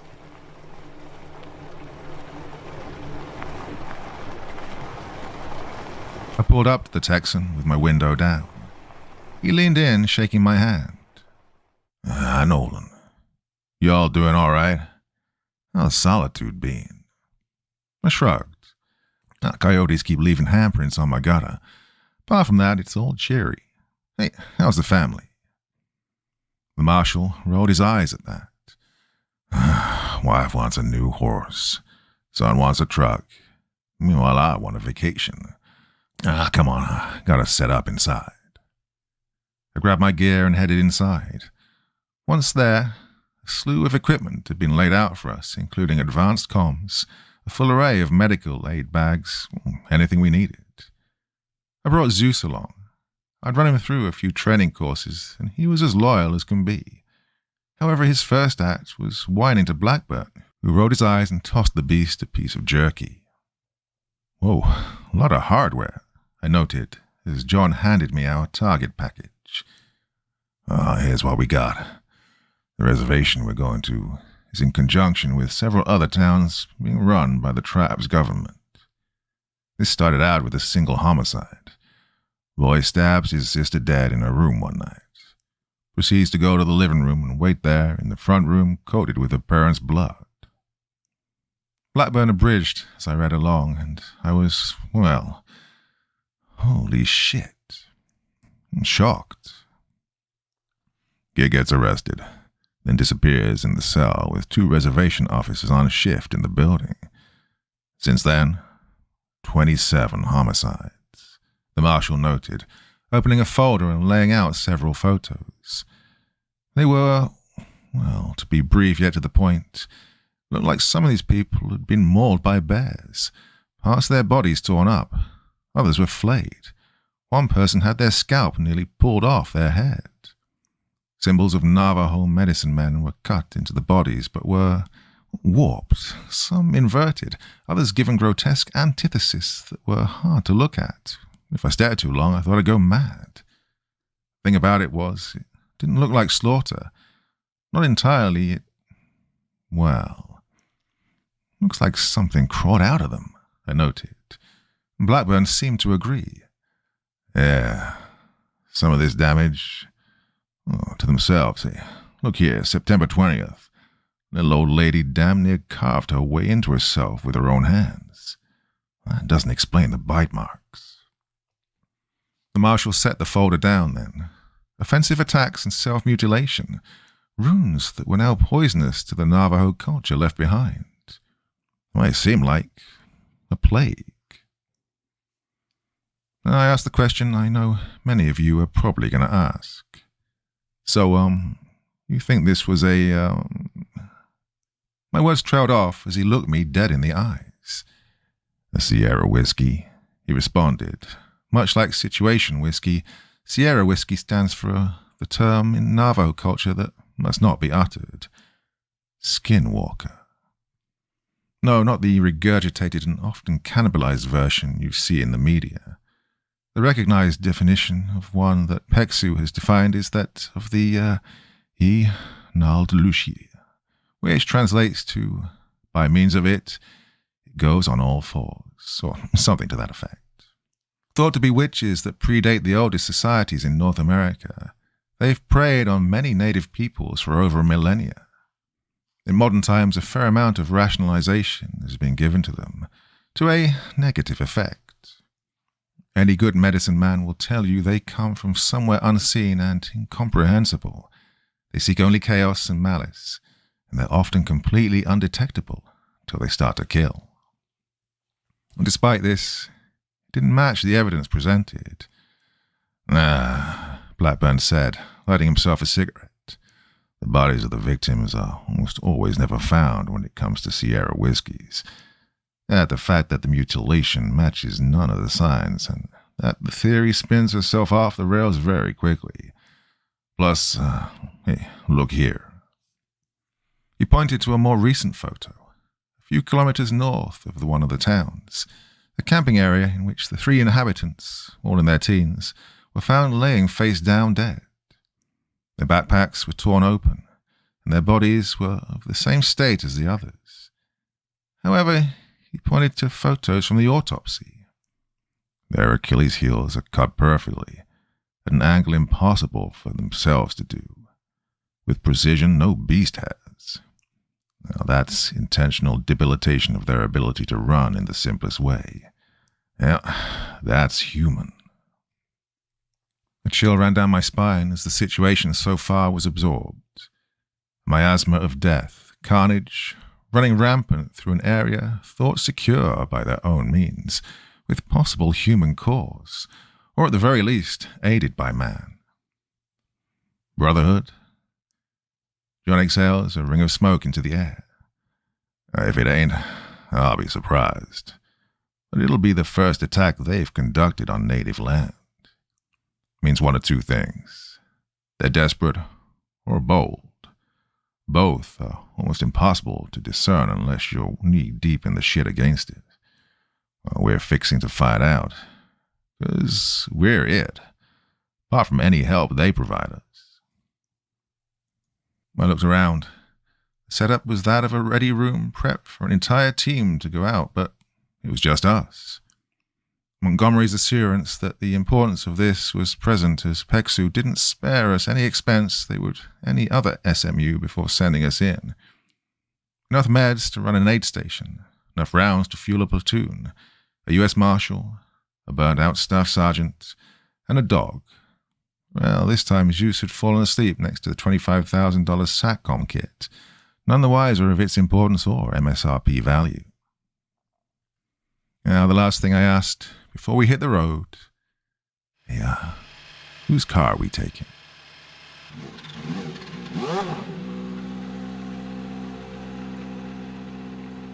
Dossier: Reservation Epidemic. We loaded probably the better part of several £100 of equipment into the back of John's silver Tahoe, along with hooking up a radio to a wave relay antenna mounted to the top in case we had any problems on the road. We took shifts. It was a near 10-hour drive, and once we got there, it was likely we'd need to get straight to work. Yep, there's no glamour in this. The old lawman nodded off in the seat next to me as I took us through the Colorado mountains. The earth there is some of the oldest in the world, and a lot of it is mini frontiers, untouched. When we pulled through the forests, I'm not going to lie, it took me back to some times. Not good times necessarily. In an unarmored SUV peeling through the forest, looking to hunt down incursions from the dark. Every once in a while I'd check in with Maine to update them on our progress. After about 6 hours, just as the sun was lowering, we switched. Strangely, that was some of the best sleep of my life, until the marshal banged on the roof of the Vic, causing me to jump awake. "Wake up, Army. Welcome to the Navajo Nation." We were probably several hours into it, but as the morning sun was already up and about, I saw what he was talking about. Northeast Arizona is exactly what you'd expect. Rocks and distant mesas over an uncanny flat horizon, with sticks and barbs spread out so wide you could probably see a person from several clicks off. Yet, there was no one, just dust and whatever was lurking out there. "Here, how many times you been down these parts?"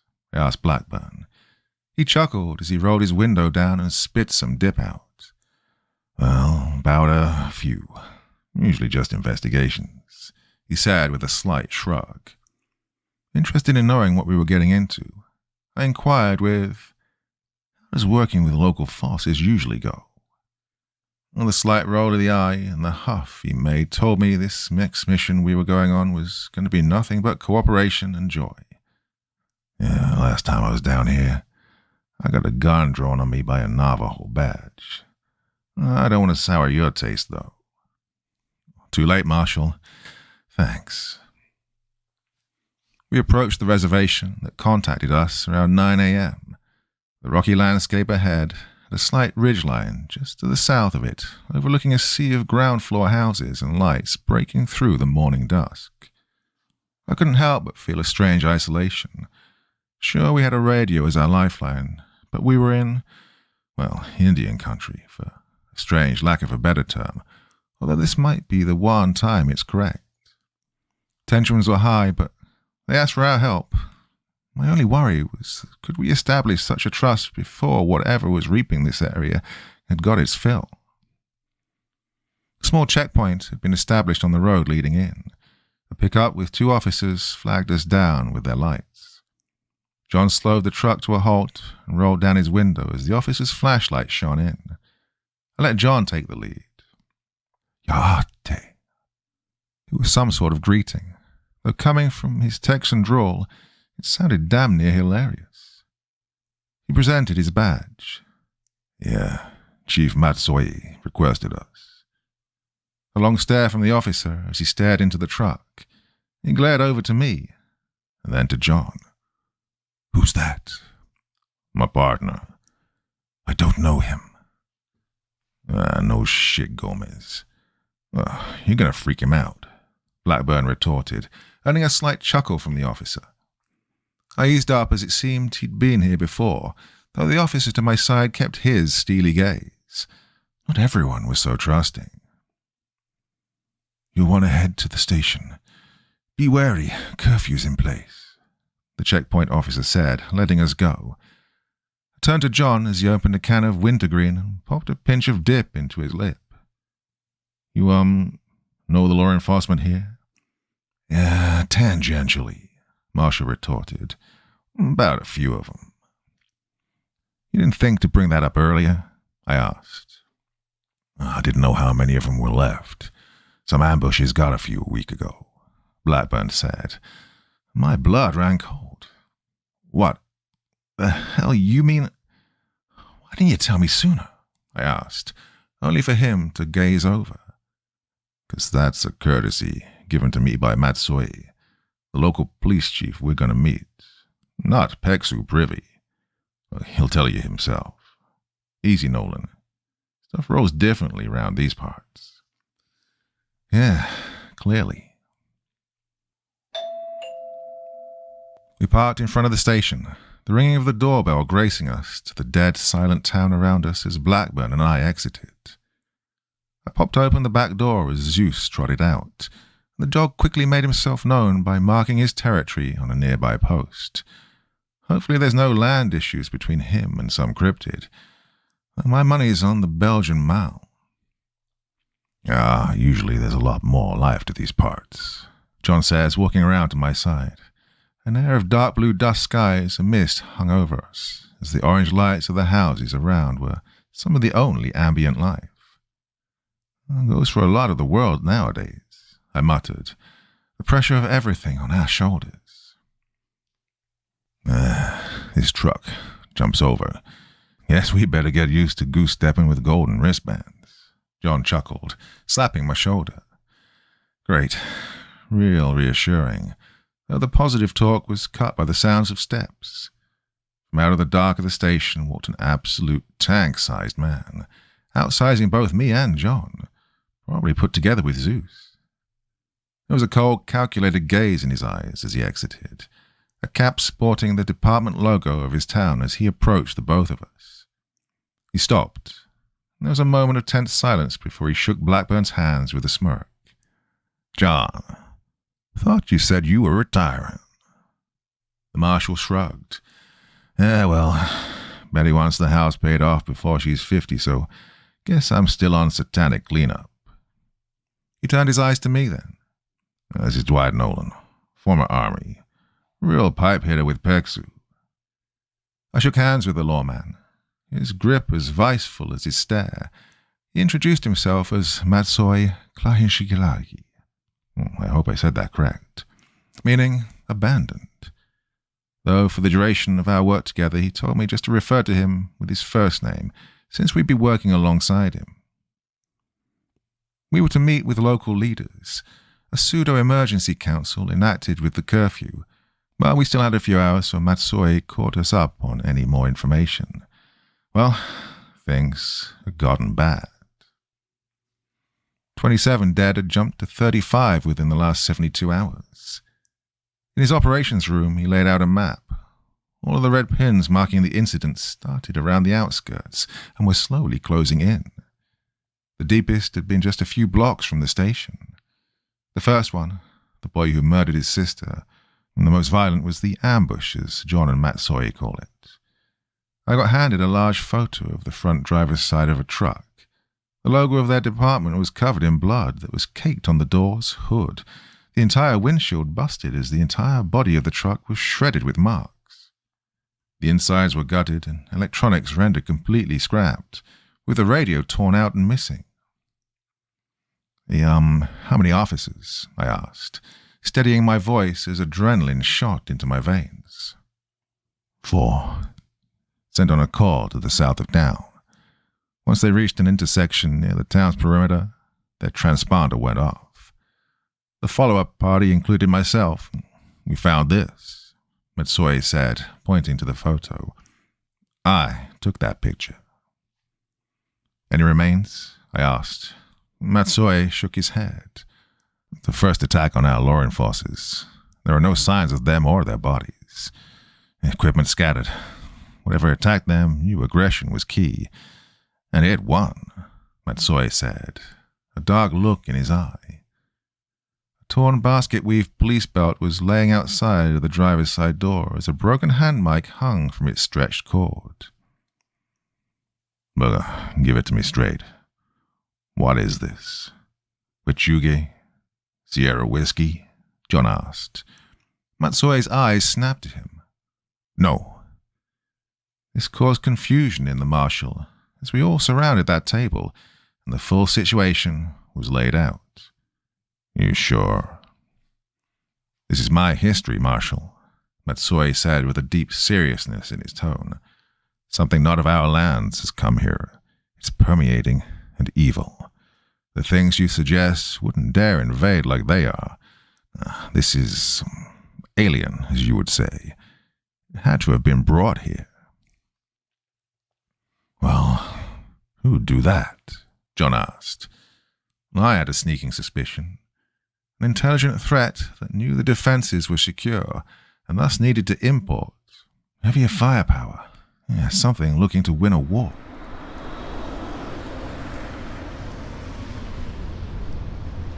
We headed up to the meeting hall a few hours later. It was imperative to make a good impression, as in Matsue's words, "How we break this to them will lead to a decade of cooperation or a dead end. Something we can't afford right now." Great. No pressure. Thanks, lawman. It was a grey concrete building with white paint on the outside that had long since been chipped. Artwork in the style of old paintings of the Navajo Nation, and dozens of stories all intertwining. It was like a feast for the eyes.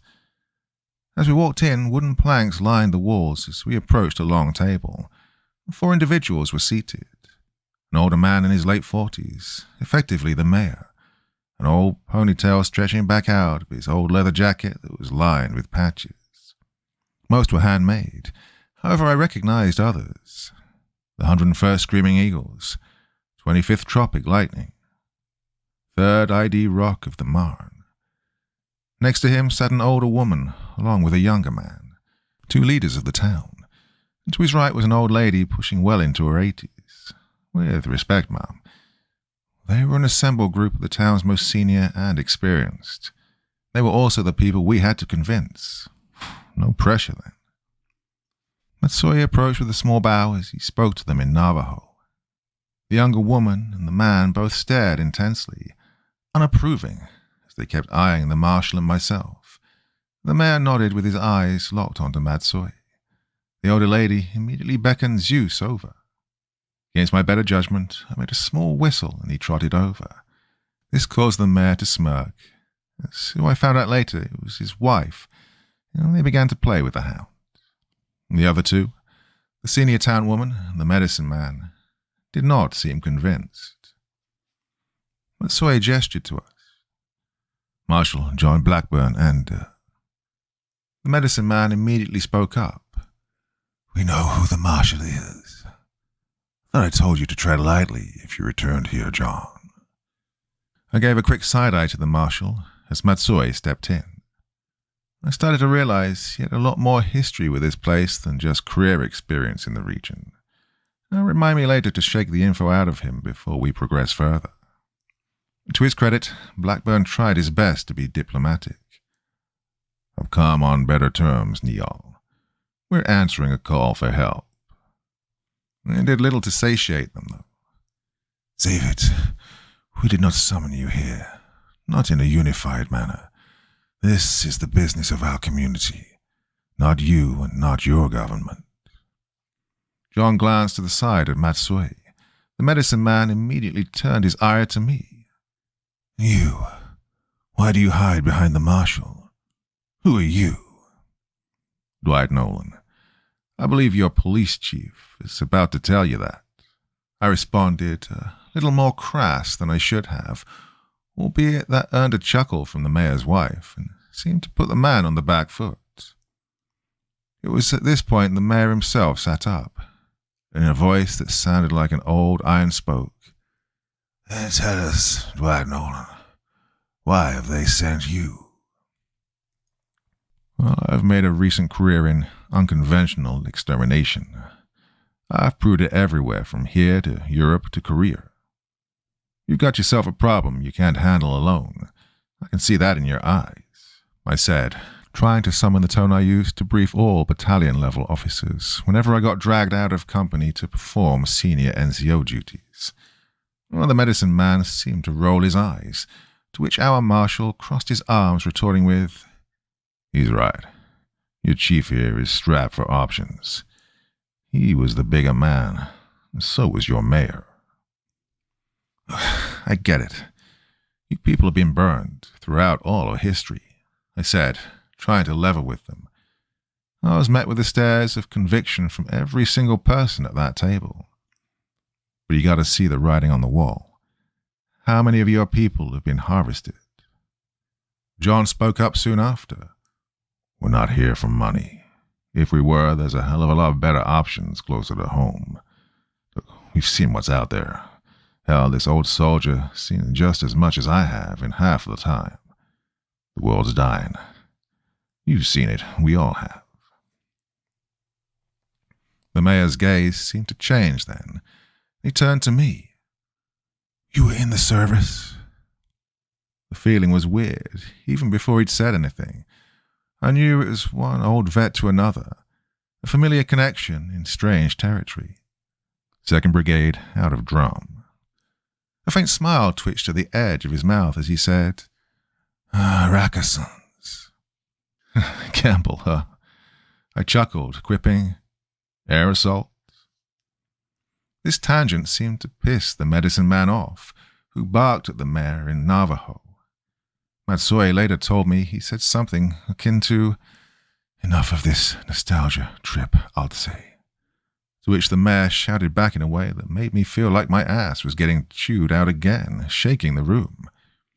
Matsuei wouldn't tell me what he said, but the look in his eye as he glared over at John and I told him the Neol had hit a nerve. The mayor then sat back in his chair. His temper cooled as he muttered, I'm tired of burying our loved ones. We cannot go it alone, not anymore. The world has changed, and if we don't act, there won't be anyone left to populate it with when this is a graveyard of Chijdi.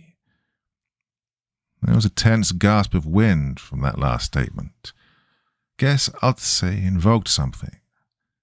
He looked to Matsuei, leaning forward and folding his hands on the table. We must act. We have to do it now. No more division, no more separation. If we don't, we lose the world, our future, and damn our children that are still breathing. If that is not enough, I don't believe you. I looked over to the medicine man, Neol, who seemed to let go of whatever was eating at him and nod, as did the woman next to him. Altse's wife was still playing with Zeus, who rested her head upon her lap as she continued to play with him as if he were just a puppy. Altse himself turned to us with a single order. Whatever you need, just hunt it down and put an end to this.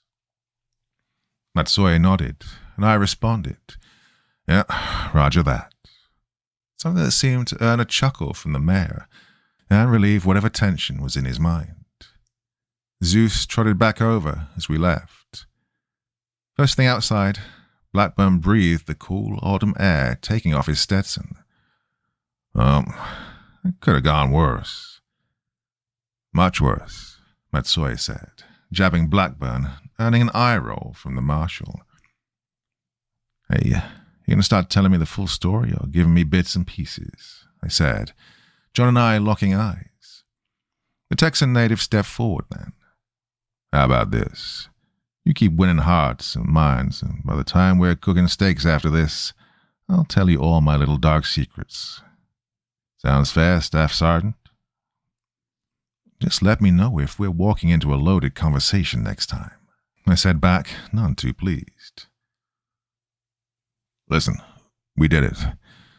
Now, we make preparations. Tonight will be rough, Matsuei said. Oh, boy, that was not a frickin' understatement. Matsuei had set Blackburn and myself up in a storage room towards the back of the police station. While not the most classy, what it did provide was direct access to work with their comms, space for all the equipment, and 1-foot-thick concrete walls. Although as my hand ran over one of them, I kept thinking back to that picture of the ambush. The gashes through the chassis and metal, the blood, the carnage, whatever was roaming around here wouldn't be stopped by this. By nightfall, we'd set up 2 cots and gotten some early winks. We were going to be up all night. Come 2100 hours, we were shoving radios onto our vests, strapping the vest and ammo onto our bodies, and loading up into the Vic.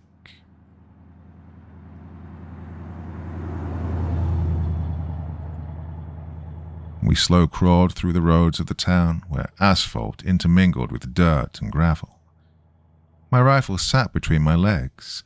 I tried to go as low profile as I could with a jacket and jeans, though the gun belt and plateful rig made it hard to not stand out like a, well, as John put it, incognito as fuck.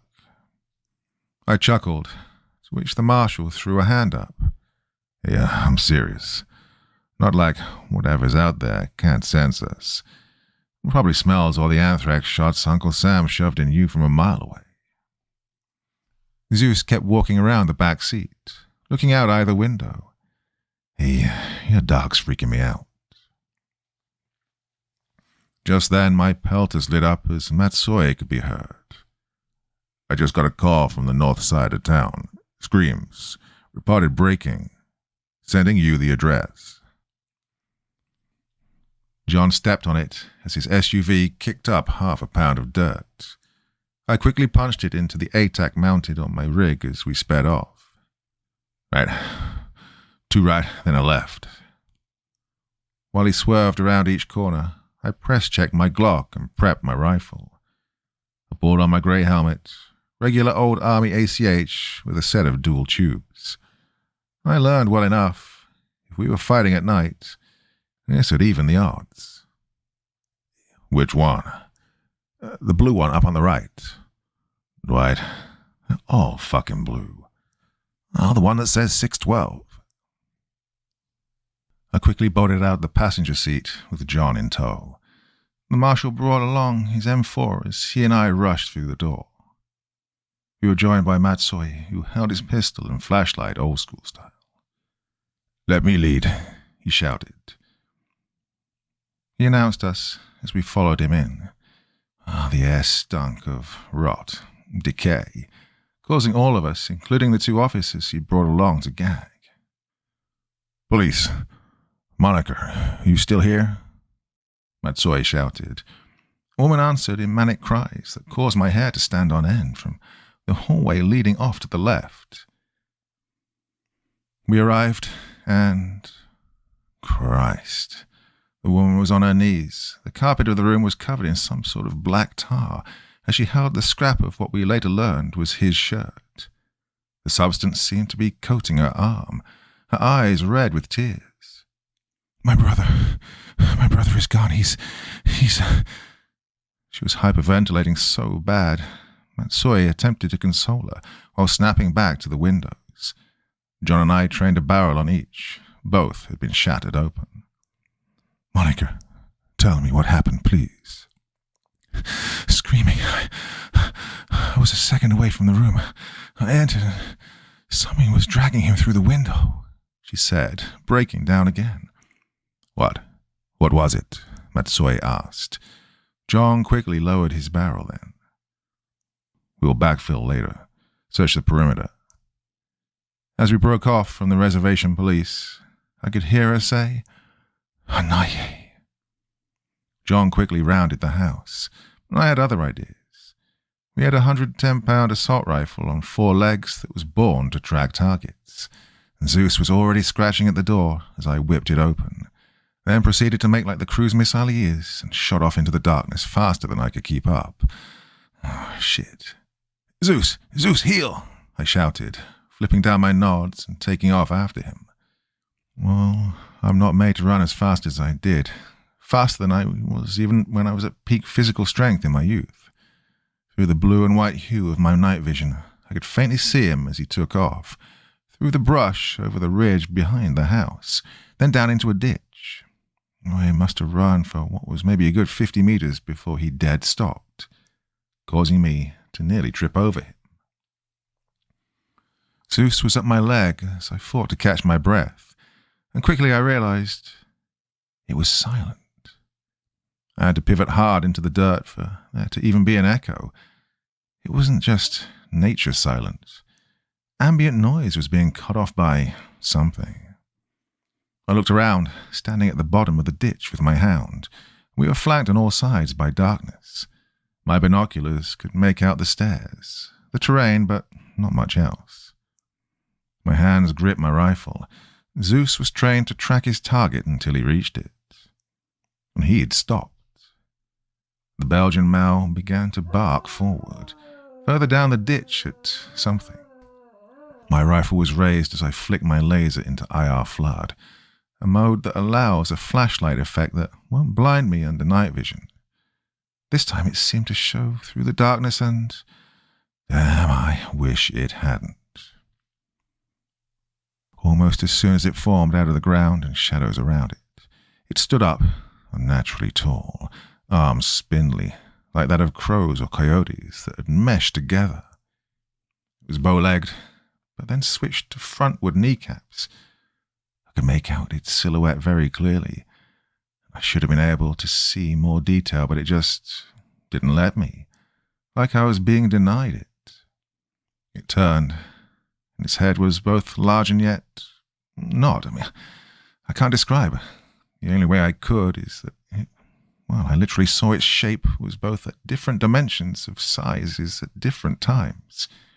It didn't have a face, not that I could see, until it stood straight to look at me, nearly 10 feet tall, and then its eyes seemed to light up, reflective like any animal's would be when when it sees things in the dark. It could see me, just like the several dozen other eyes that could have shone through after. "Hey, this is November 1. Multiple contacts," I shouted into my Peltor's mic as I took aim and fired. My laser taking aim on the figure along with several others. It seemed to almost instantaneously vanish, even as the rest of the eyes continued to remain. It didn't matter, as my suppressor snapped as rounds were sent down the ditch. Zeus continued to growl, in fighting stance in case anything changed. Well, nothing did. I paused for a moment, scanning as the sounds of bootsteps nearby. I pivoted, preparing to defend myself, only to see Blackburn scan from the top of the ditch. Tense, he looked to me. "I'm a wager you saw that shit too." "No shit. What the hell did we just make contact with?" As the marshal scanned around, a series of flashlights from behind me blinded me, forcing me to flick up my nods as a series of yells came from our end of the ditch. A group of reservation officers had caught up, to which John snapped, "Shut up, shut up.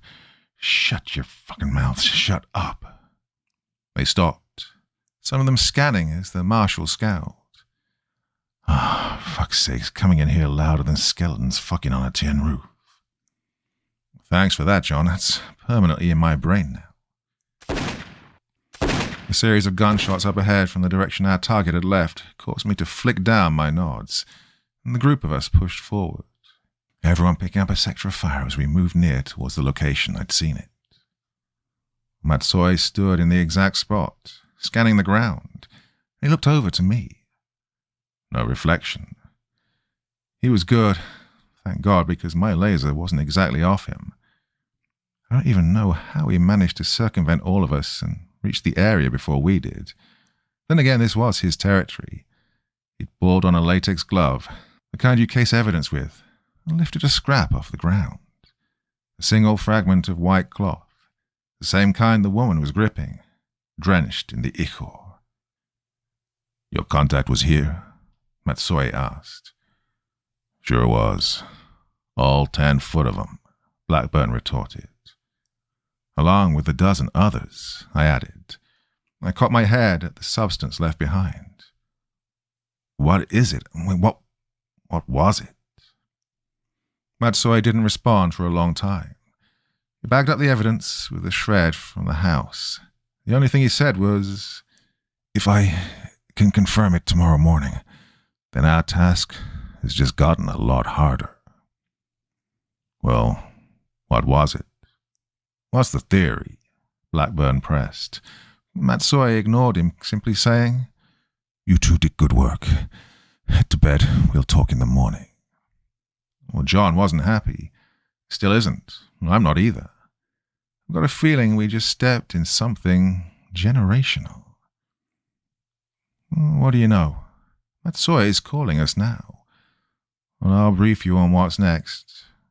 Until then, November 1, signing off. An Occult Hunter's Deathlog, Entry 5. Uncertainty is a regularity in this job. That's just the long and short of it when you're a flesh and blood human attempting to combat things beyond one's grasp. Victories will seem often uncertain or even impossible, when the road ahead seems like a cold case or a dead end. No matter what, you have to keep pushing, no matter how shit things might seem right now, how bad they might have been when John and I slumped back here and racked out after hitting a brick wall. Well, we must see this through. We're the men who are called upon to solve shit when it rolls uphill. There's no mysterious upstairs room, no top floor. We are where the buck stops. Reminds me of a mission I had about a year prior, where I was effectively in freefall until I wasn't. My first mission into Appalachia. Yes, you learn in that region to let things go, as it's the longest existing spot on Earth. While the majority of the world was underwater, the Appalachian Mountains were high above the waves. Yep, there's stuff there that knows how this world works before we were even conscious. Regardless, there's a line in the sand when man has to push back. Sometimes it's far back, other times it's dead in the middle of the sandpit. Such was the case of a cottage that had been rumoured, offering refuge to hikers who had gotten themselves lost in the deep woods. They were found weeks later, hundreds of miles away, afflicted with insanity. So, my job was to get lost, intentionally lost.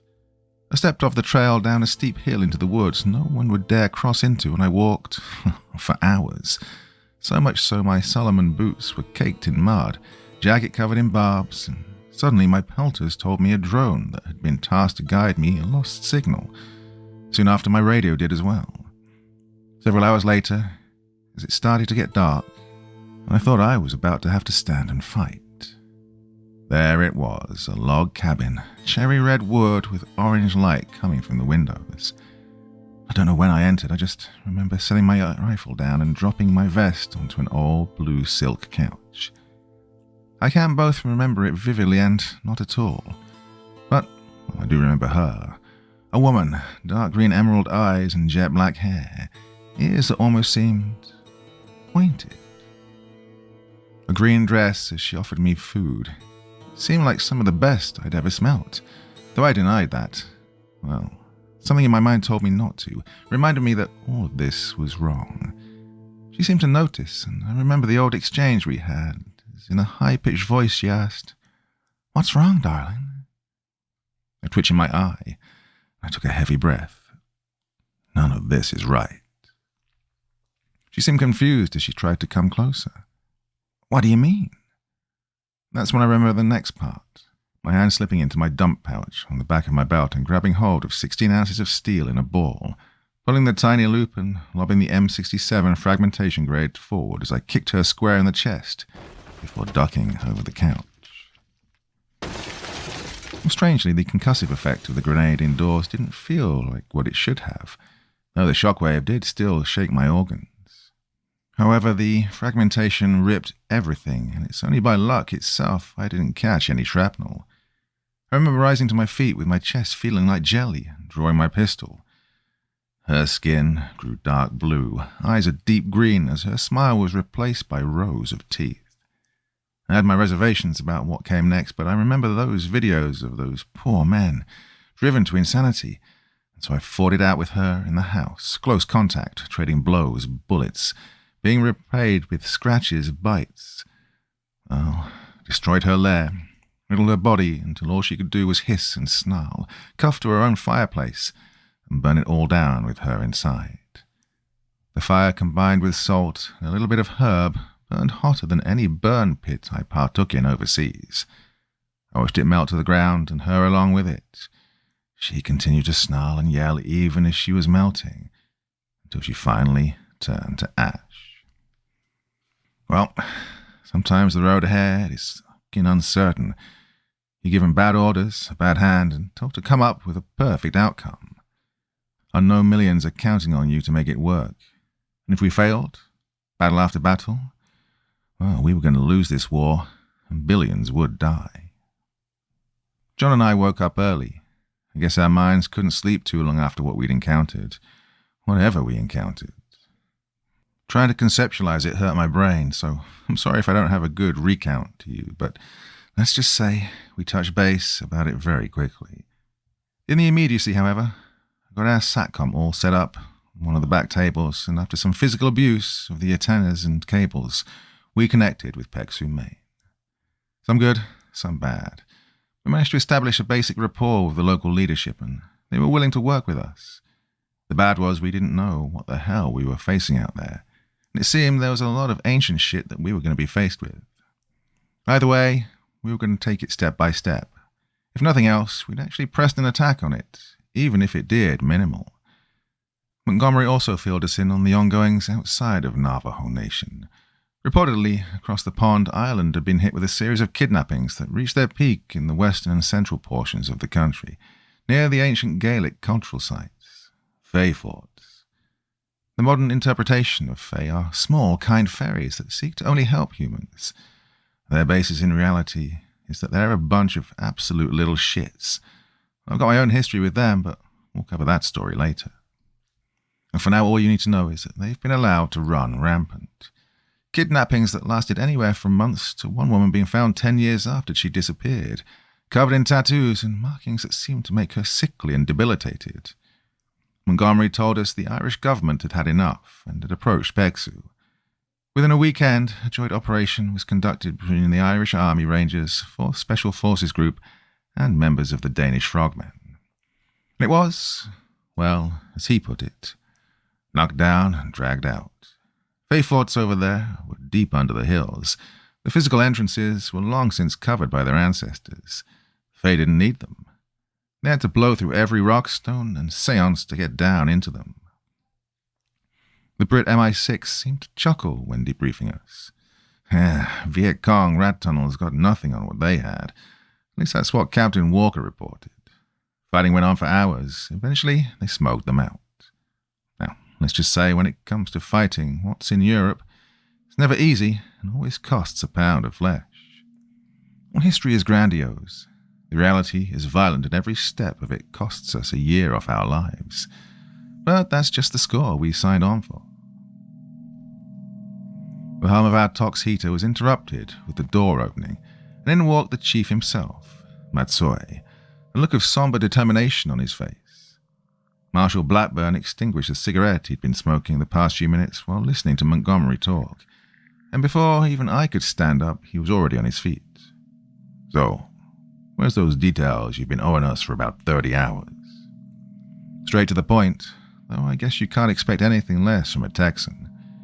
I wanted to reel him back in, not wanting to hurt the working relationship we had with him and the town, but John was right, so I backed him up. He's right, Chief. We nearly ran up on something we had no idea about last night. Give us something.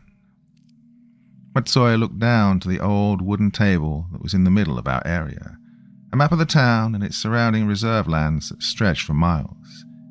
He leaned over, staring intently before he looked to the both of us. Something has destabilized this entire area. Could have fooled me, John said with a voice dipped in sarcasm. Matsoy wasn't so keen to deal with it. Do you expect me to be able to tell you everything, Marshal? Did you not think I called you here in order to help? You see the situation. The people I have to deal with handcuff me. I raised my hands. Now was the time for me to step in. All right. Look, shit's tense. We all get that, but we're on the same side here. Matsoy, what do you got? Around 1,000 years ago, when our people first settled to these flats, we spent centuries trying to find a balance as our survival was constantly in freefall. He explained. He handed the two of us an old journal transcribed from old Navajo writing. It had several bulletins, notes, and annotations written all in generations of ink, a collective basis for what we encountered out there. I flipped through and, well, it's strange how simple drawings can get a rise out of someone. There were things that seemed to spiral, with tendrils that shot out in all directions. Others were tall, thin, looming over an illustration of a family in the distance. Others seemed to cover the entire page and were sketched to look like the page itself was tearing apart. There were no words, but I knew what they were trying to tell us. Esoteric, predatory, incomprehensible, and invasive. The only direct account we have from those times is the great-grandson of one of the spirit walkers.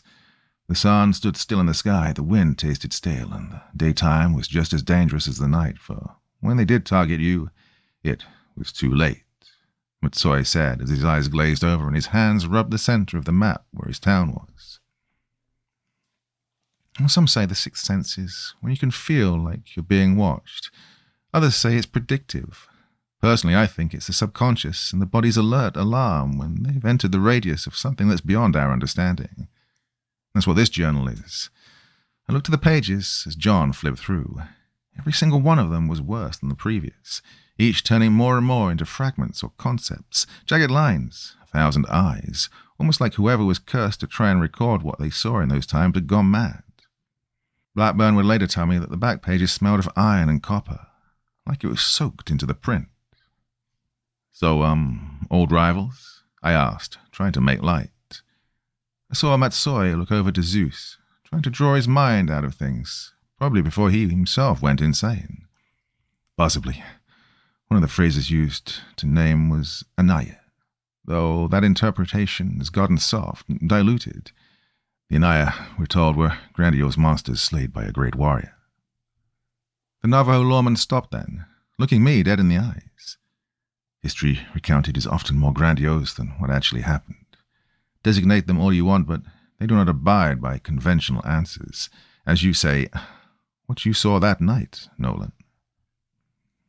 I remember thinking back to that shit and the migraine started to return, a fresh hell sort of feeling that chilled my blood and tried its best to split my nerves like hairs. Matsoy tapped the map to the spot we were at. That was your mind, trying to make sense of it. Something crawled into this world and it did not abide by our rules. It almost tore everything apart trying to fit in. The hard snap of the book as John closed it, pulling the binding string back over it as he slid it across the table back to Matsoy, sobered all of us up. The marshal tapped his can of dip, taking a pinch. Destabilized. I'll take a swing at the fuss and say this was solved before someone had dug this shit back up. Matsoy nodded. Many medicine men and defenders laid it all out over generations to get where we, were. There was an austere silence from the police chief for just a moment, and then my grandfather was one of them. The revelation seemed to quiet John and I down as he steeled himself. Sometimes more than just their lives for even an inch in all of this, but it had gotten us to the point where we could walk the land with our heads high. No more. All of that blood is now in jeopardy of being not only wasted, but everything lost too. Just then a set of footsteps could be heard outside of the room as we were joined, and the door opened to the last person I expected. Neol, the obtuse as fuck medicine man from our meeting the day prior, who entered with a lever action slung to his back.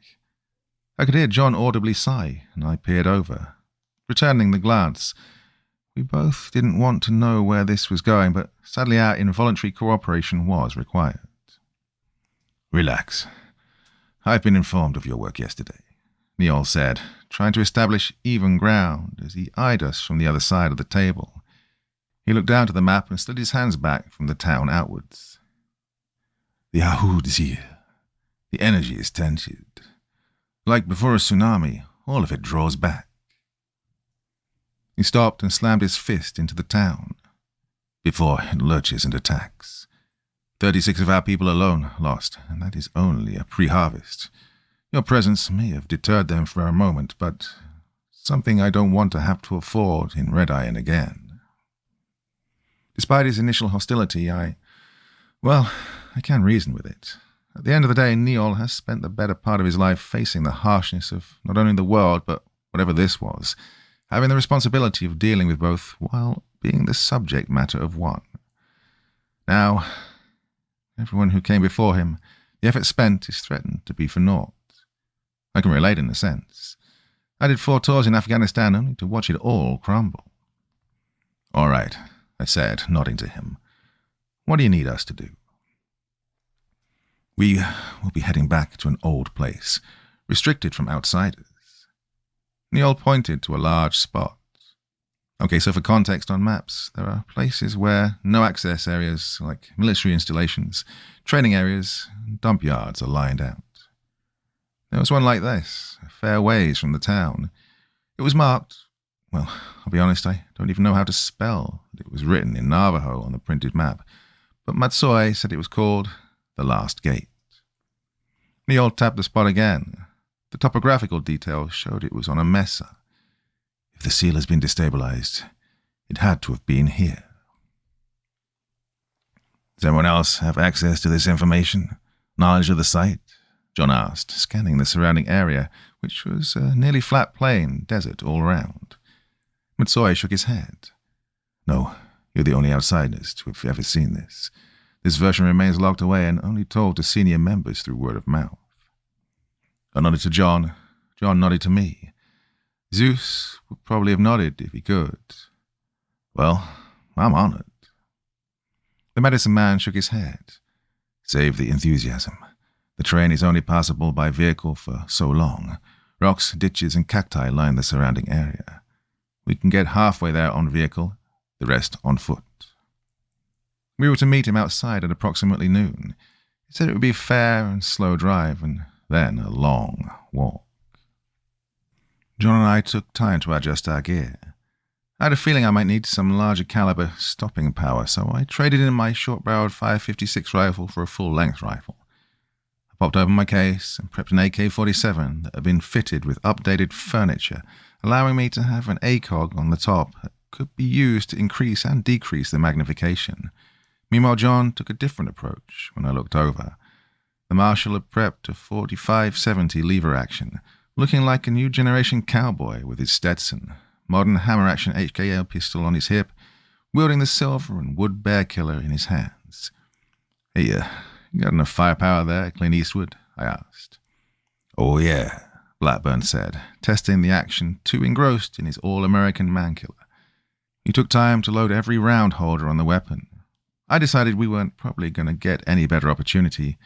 So, what's your gripe with Neil? John seemed to grow quiet, peered over at me from under his Stetson. Well, about a year ago or so, I got called here to aid against Lichen. I raised an eyebrow. Lichen, you mean, Blackburn shook his head. Nah, Lichen, like from Europe.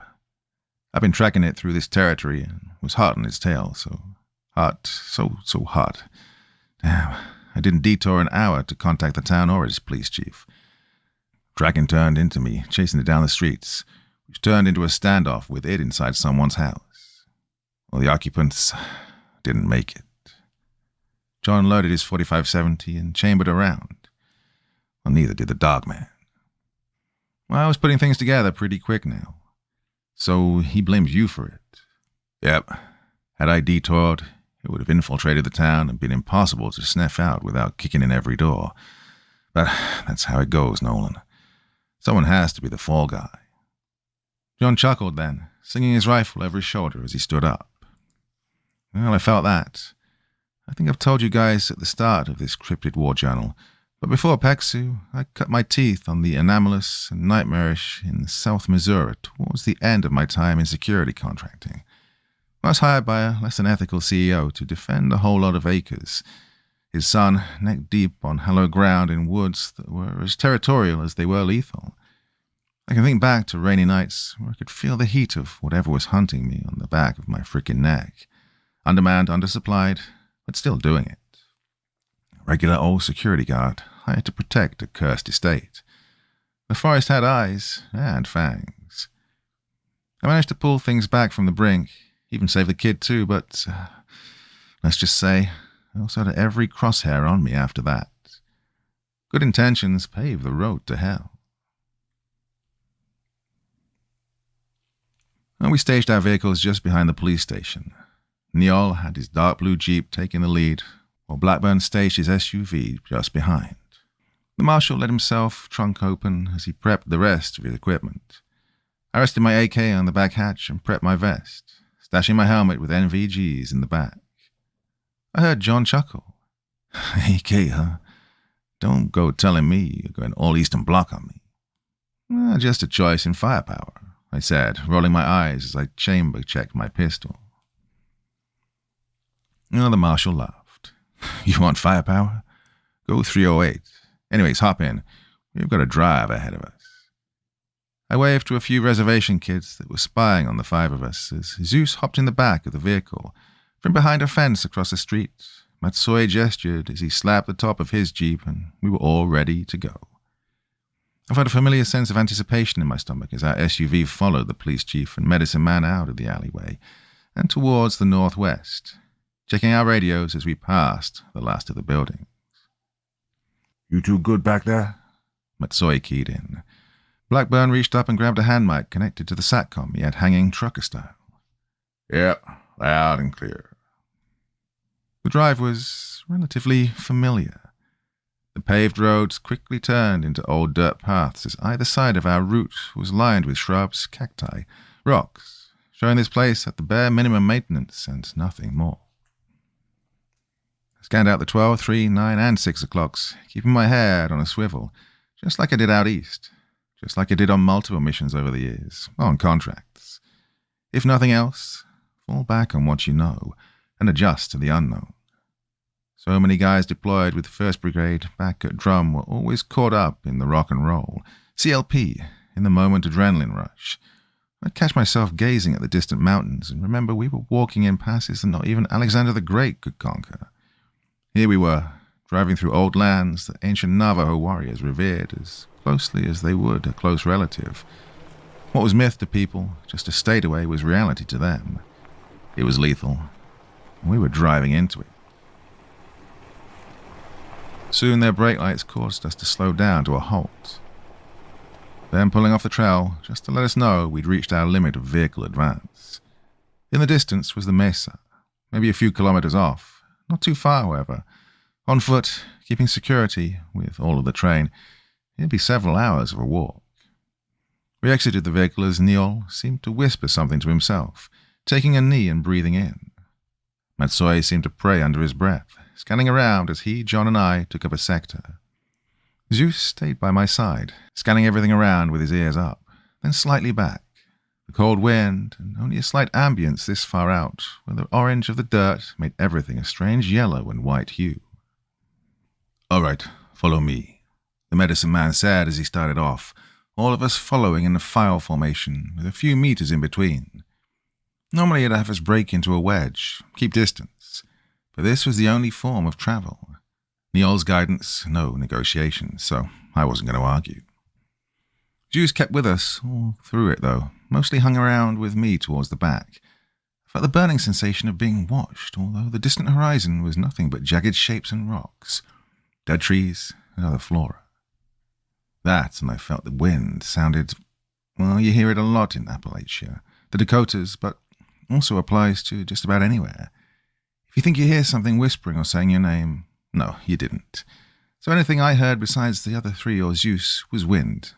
Just wind. We were a few hours into the trek. Silence and hand gestures to slow down or step it up were past. Suddenly Zeus's ears snapped up as he barked, sprinting forward as all of us watched him run a few meters ahead and eye something on the ground. We quickly hurried up.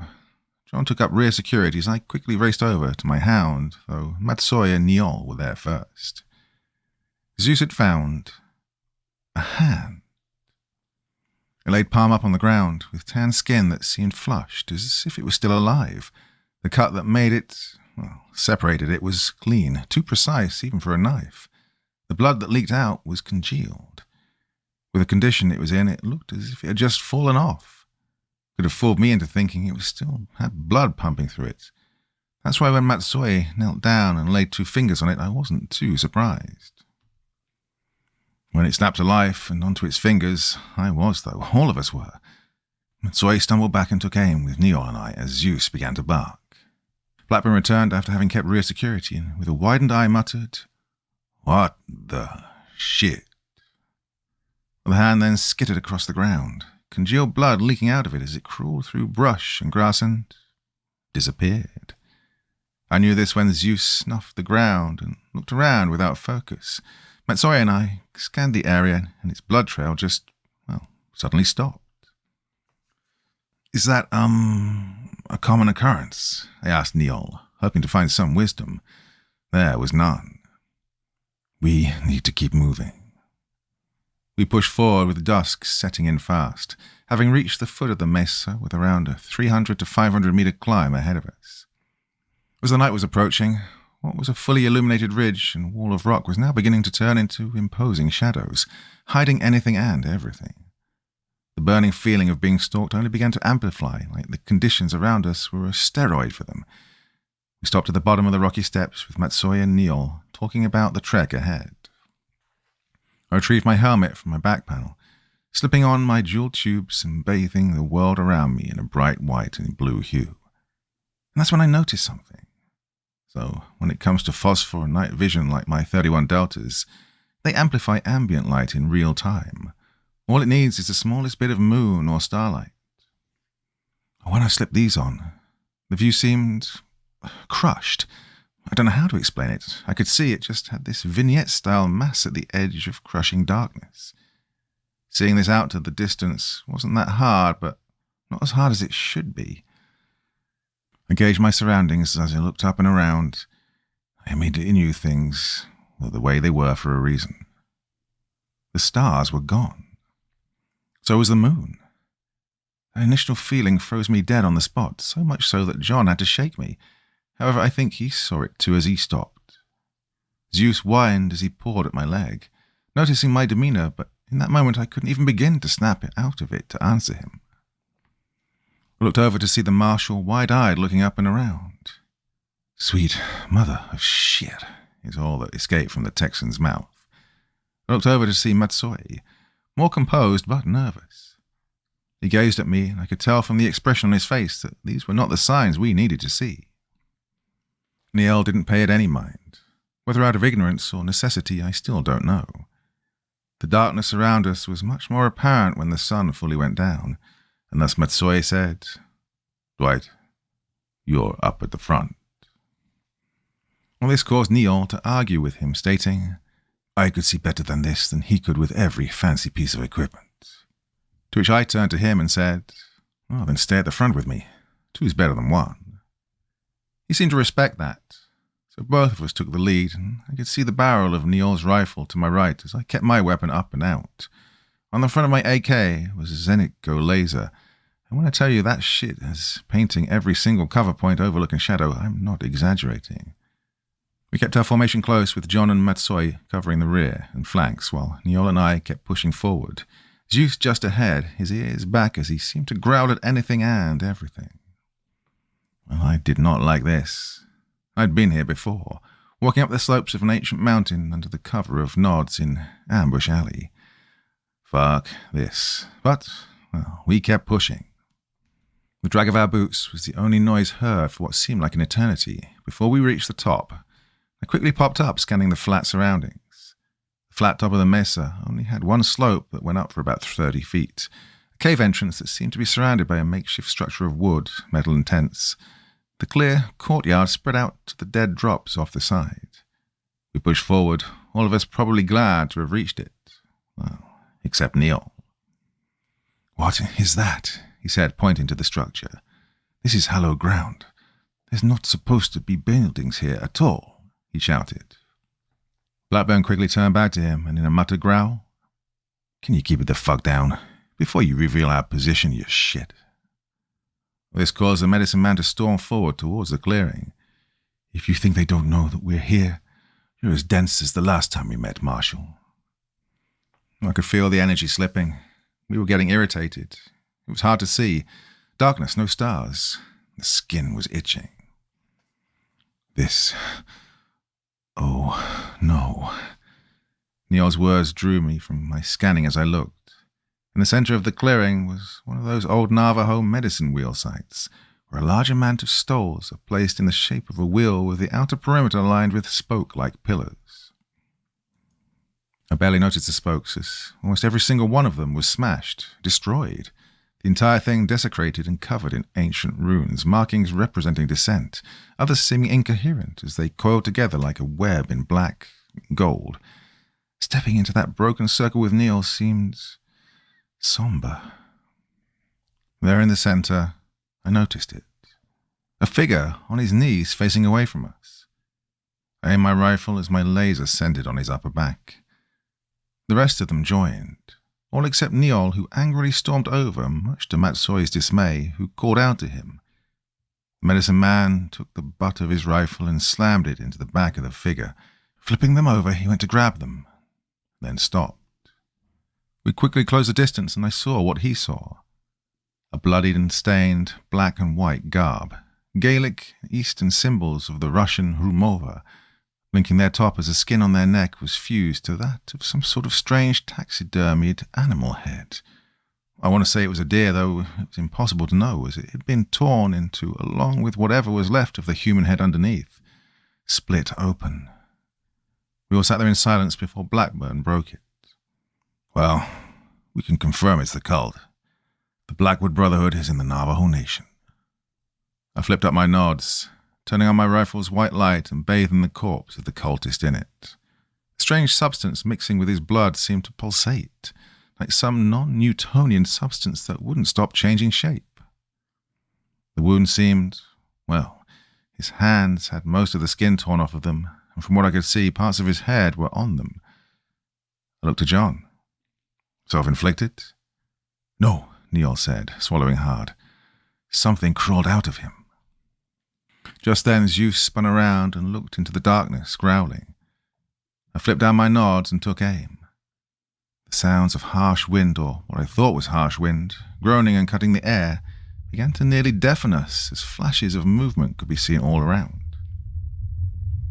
That should have been impossible. The mesa, high in the air, and that horizon, there was no ground. I kept watch as the rest of them took aim, all of us in a defensive formation, and then I noticed something. None of the grass, the brush, was moving. It sounded like we were being hit with a 75-mile-an-hour wind, and I noticed, even through my adrenaline, that there was nothing, not even a cool breeze. Those sounds, the roars that I thought was the air being broken and cut, the crashes, all of it, that wasn't the wind. Out of the corner of my eye, I saw John look to our two local liaisons. What's the play? We're being fucking closed in on. That's why I made the judgment call. To the house. We need safe structure. Hurry. As soon as I heard all of them break for the house, I dropped our outward security and began to book it, running faster than I have in years, as my Belgian Mal even struggled to keep up with us. Come on, Zeus. Let's go. Matsoi reached the shack door first, having to kick and pull. Matsoi joined in too, to which John yelled, Here, let me, before he put his whole weight behind it and forced it open. I sprinted in after them when I noticed something that shouldn't have been there. It was impossible. Their eyes were, well, okay, I don't know, but it was somehow normal size and yet as big as the frickin' horizon. Skin shouldn't be that stretched against the skull. I stumbled into the door as I heard the boys slam and lock it. Quickly, John and I grabbed a shelf and pulled it down in front of the entrance. I flipped up my nods as all of us elected to use flashlights or weapon lights. My AK's 2000 lumen bathed the door in light as I flipped on an ambient lamp on my helmet and aimed it upwards, giving us some much-needed light. Outside, it continued as all of us caught our breath, Matsoi slinging his piece and grabbing at his temples. Shit, we've been cornered. Neol wasn't having it as he barked, Pull yourself together. John and I took up watching the door as they argued. You felt what's out there. You've heard the stories. I then watched, thinking a fight was going to break out as Neol took a hard step forward. I've lived them. We're going to persevere through this, but keep your nerve. The two of them stood in silence, the adrenaline wearing off as the police chief said, apologize.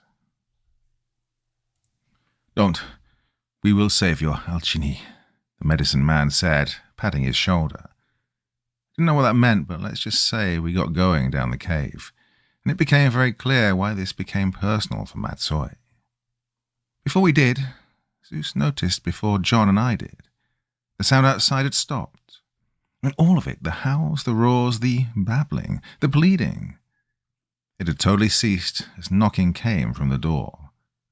There was a moment of pause, all of us looking to it as it happened again. 3 knocks. Perfect cadence. I looked at John, who mouthed, "Don't you fucking dare," as I eyed a crudely made peephole. Nothing ventured, nothing gained. I quickly took a glance through and, well, I stopped. I couldn't believe what I was seeing. It should literally be impossible, and yet there it was. There I was. Standing almost exactly as I am now, in the same gear down to the shitty utility pouch and rubber bands I use for cable management on my vest, exactly as I do. He took off my helmet and looked me in the eyes, and when I say those things were soulless, they were. Looked into that shit was like pure evil. It took a step forward, leaning in almost as if it could see me. Dwight Nolan. Zeus began to bark at the door as John and Matsui had to double take. Hearing my own voice, Neil began to angrily eye me as he gripped his rifle. "Open the fuck up." It stopped for a few minutes, knocking exactly as I would. Suddenly, I didn't know. It all changed in a flash, but it turned and it walked away from the door, and suddenly we were back somewhere I remember. The Kabul-Kandahar road, flanked on either side by mountains. Vantage points, the ground illuminated by brightness, even as walls of darkness surrounded it. Then on the ground I heard him crawling, his pleats, the grey ACU uniform he wore. Clancy. Well, I'm not going to lie, I froze. I didn't even notice that Blackburn had been yelling at me, trying to get my attention, not having heard what came next. Clancy gripped at the thing's pants, looking up at it as his left leg was gone. I knew what had removed it, same thing that blew off the real Clancy's leg over a decade and a half ago. 250-pound bomb buried beneath the road, triggered just as he was stepping out from his MRAP. His skin was torn and he was bleeding, so much so his mouth was filled with it. Oh, he pleaded. Fuck, I remember every word, begging me to stop and help, and didn't. He then looked towards the door and began to crawl. Well, had I not been as desensitized as I am now, I may have started to. Something pulled him back into the darkness, things that made my head hurt. Even now, thinking about it, grabbed him and began to drag him into the pitch black. Oh, his crying, his sobs were just like I remember. The worst day of my life replayed in some sick fucking game. I watched him claw at the ground, even as pieces of his hand fell off, charred and split, calling my name. I watched my best friend die again, and I heard him die. I made the bold choice of staring into the black, and let's just say Matsue's words of incomprehensibility made sense. I could see shifting, moving. My mind seemed to frickin' bleed just trying to make sense of all of them. I thought at one point I went blind because I could feel my eyes sting as my throat went dry. Matsui finally pulled me from the door. John explained to me that all of that happened in the span of seconds. I was apparently gripping the doorframe so hard my fingers began to split and bleed. I pulled myself from the floor as he asked, "I don't want to know. Are you good?" I collected myself and took his hand. Yeah. Somehow I don't think I'm going to forget that. We pursued down the cave, not knowing our only exit may be blocked. White lights illuminating rocky halls painted with the glyphs of the Blackwood Brotherhood. The further we went down, the more we saw them. On their knees, garb-stained bodies split open, over and over and over. Niall cursed. Now we know how they entered. They used their bodies as currency. Suddenly a cry came from further down the cave, causing all of us to snap our weapons forward as our light showed a large open area ahead. We heard a woman call out, "Help us, please!" At this point in the game, all of us seemed pretty stone-faced to possible traps. Matsui, however, lowered his barrel. "Maria?" He quickly assaulted forward, Neil shaking his head as the marshal and I followed. It was a holding area like you'd see for cattle, but instead for people, by the dozens forced into a large cage crudely constructed in the cave wall. I quickly scanned the room for immediate threats, lowering my rifle and aiming my helmet light forward. God, there were so many of them. The conditions varied from someone who had just been captured to advanced malnourishment. Some were fully clothed, others were wearing scrap garbs the cult was known for forcing prisoners to wear. Matsui cautiously approached the cage. I snapped my fingers. Zeus, check. Zeus ran forward, sniffing at the end of the cage and walking up and down. I looked for any signs of him detecting a threat, hidden or otherwise, and he then backed away calmly. They were clean. John turned to me. Tell me you've got a lockpick. I reached back, and from within the back panel, I pulled out a simple pry bar. Hey, will this work? The Texan chuckled, accepting the tool. Chicago, I love you. John and I went to work, forcing the door open as the people within backed up. Neil began to scan the room as Matsui reached through the cage and reunited with someone I would find out was his wife. Oh, she looked like she was here for weeks, barely able to stand, her hoodie a mess as Matsui kept her steady. You all right? Where's Alice? The silent response. Well, you can paint the story there. I'm not going to. John and I, however, forced that lock open and started getting people out of there. John took up accountability. 16 people in total. 12 reservation inhabitants, 4 campers, hikers, people who'd vanished off the road, 5 of whom were children. Sounds like they were intentionally trafficked. John was finished tallying everyone up as I pulled off my helmet, asking, Hey, we've got a town's worth of people here. How are we going to get them out? Or could try Maine. Maybe we can reach them, John suggested, as I pulled out my radio and handed it to him. Matsui took a long-earned moment to sit with his wife towards the back wall. Neil walked over to me, saying, They were being prepared to be harvested. Whatever is out there will want its meal, Nolan. I, out of exhaustion, shrugged. I was trying to say, yeah, well, they can come and get it from our cold dead, when an extremely familiar voice called out, Dwight? An old memory seemed to click, like I'd hopped back into old skin. I stopped, flicking down the tack light of my helmet and glancing over where it had come from. I turned, and through the herd of people standing, sitting, sobbing, resting, stood a shorter guy. He had a trucker's hat, a beard, brown hair with a bit of grey in it, and an eye patch covering his right eye. I'll be honest, it felt like my mind was working overtime trying to remember, but then it clicked as I raised an eyebrow, asking, Isaac? For context, you know about a certain incident in South Missouri woods that seemed to have gotten me into this entire industry? The Casamouth Estate incident, as I refer to it. Well, I wasn't exactly alone there, not by a long shot. From what I can gather, the people like Roseanne and Isaac had disappeared seemingly as I did, or at least I thought. PEXU could find no trace of him, and yet he was here in a holding cell for the new advent. He was crustier than I remember. Seems like he'd been in that cell for a while, but no worse for wear. And, I'll be honest, I hugged him. I was absolutely dumbfounded until he spoke. Been a long time, Staff Sergeant. The two of us stood there, and I let out a nostalgic chuckle, shaking my head. Despite this, I'll be honest, I was short on dancing around the point. Isaac, what the fuck are you doing here? Isaac, to this, threw up his hands and rolled his head. Whoa, that's a nice hello. Hey, you seem different. Done anything with your hair?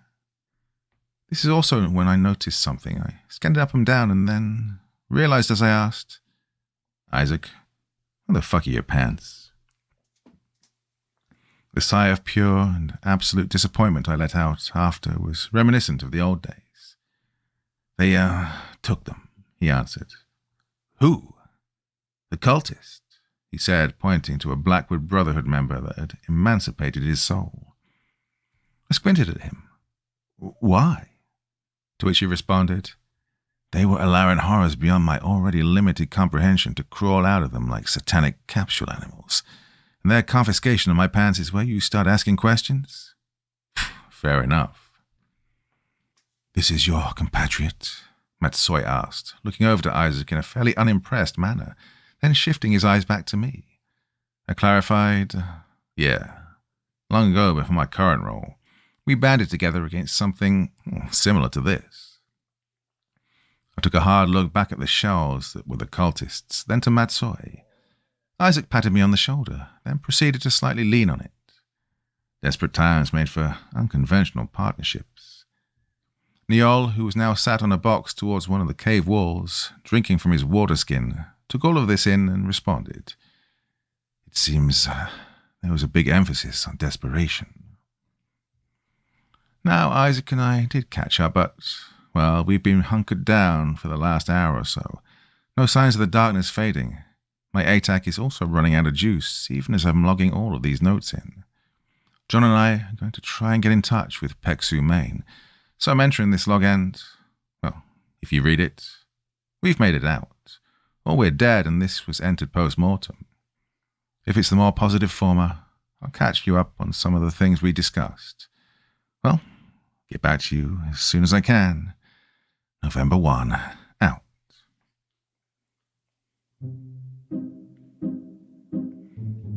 My dear friends, it's another brilliant episode of this fantastic series. It's been a couple of weeks or so, but as you know, had some personal issues going on, so I've had to sort of cobble together my schedule for the last couple of weeks. Anyway, that was well worth waiting for. I hope you agree. Thoughts, feelings, anything else you want to say in the comment section below the video, and as ever, I will do my best to join in the conversation.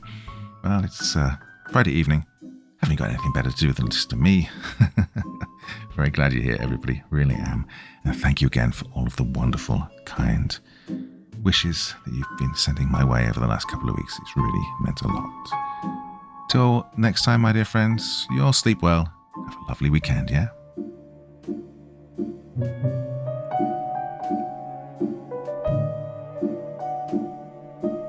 Thank you so much for taking the time to listen to this story today. It really means a lot to me and to the author of the story, of course.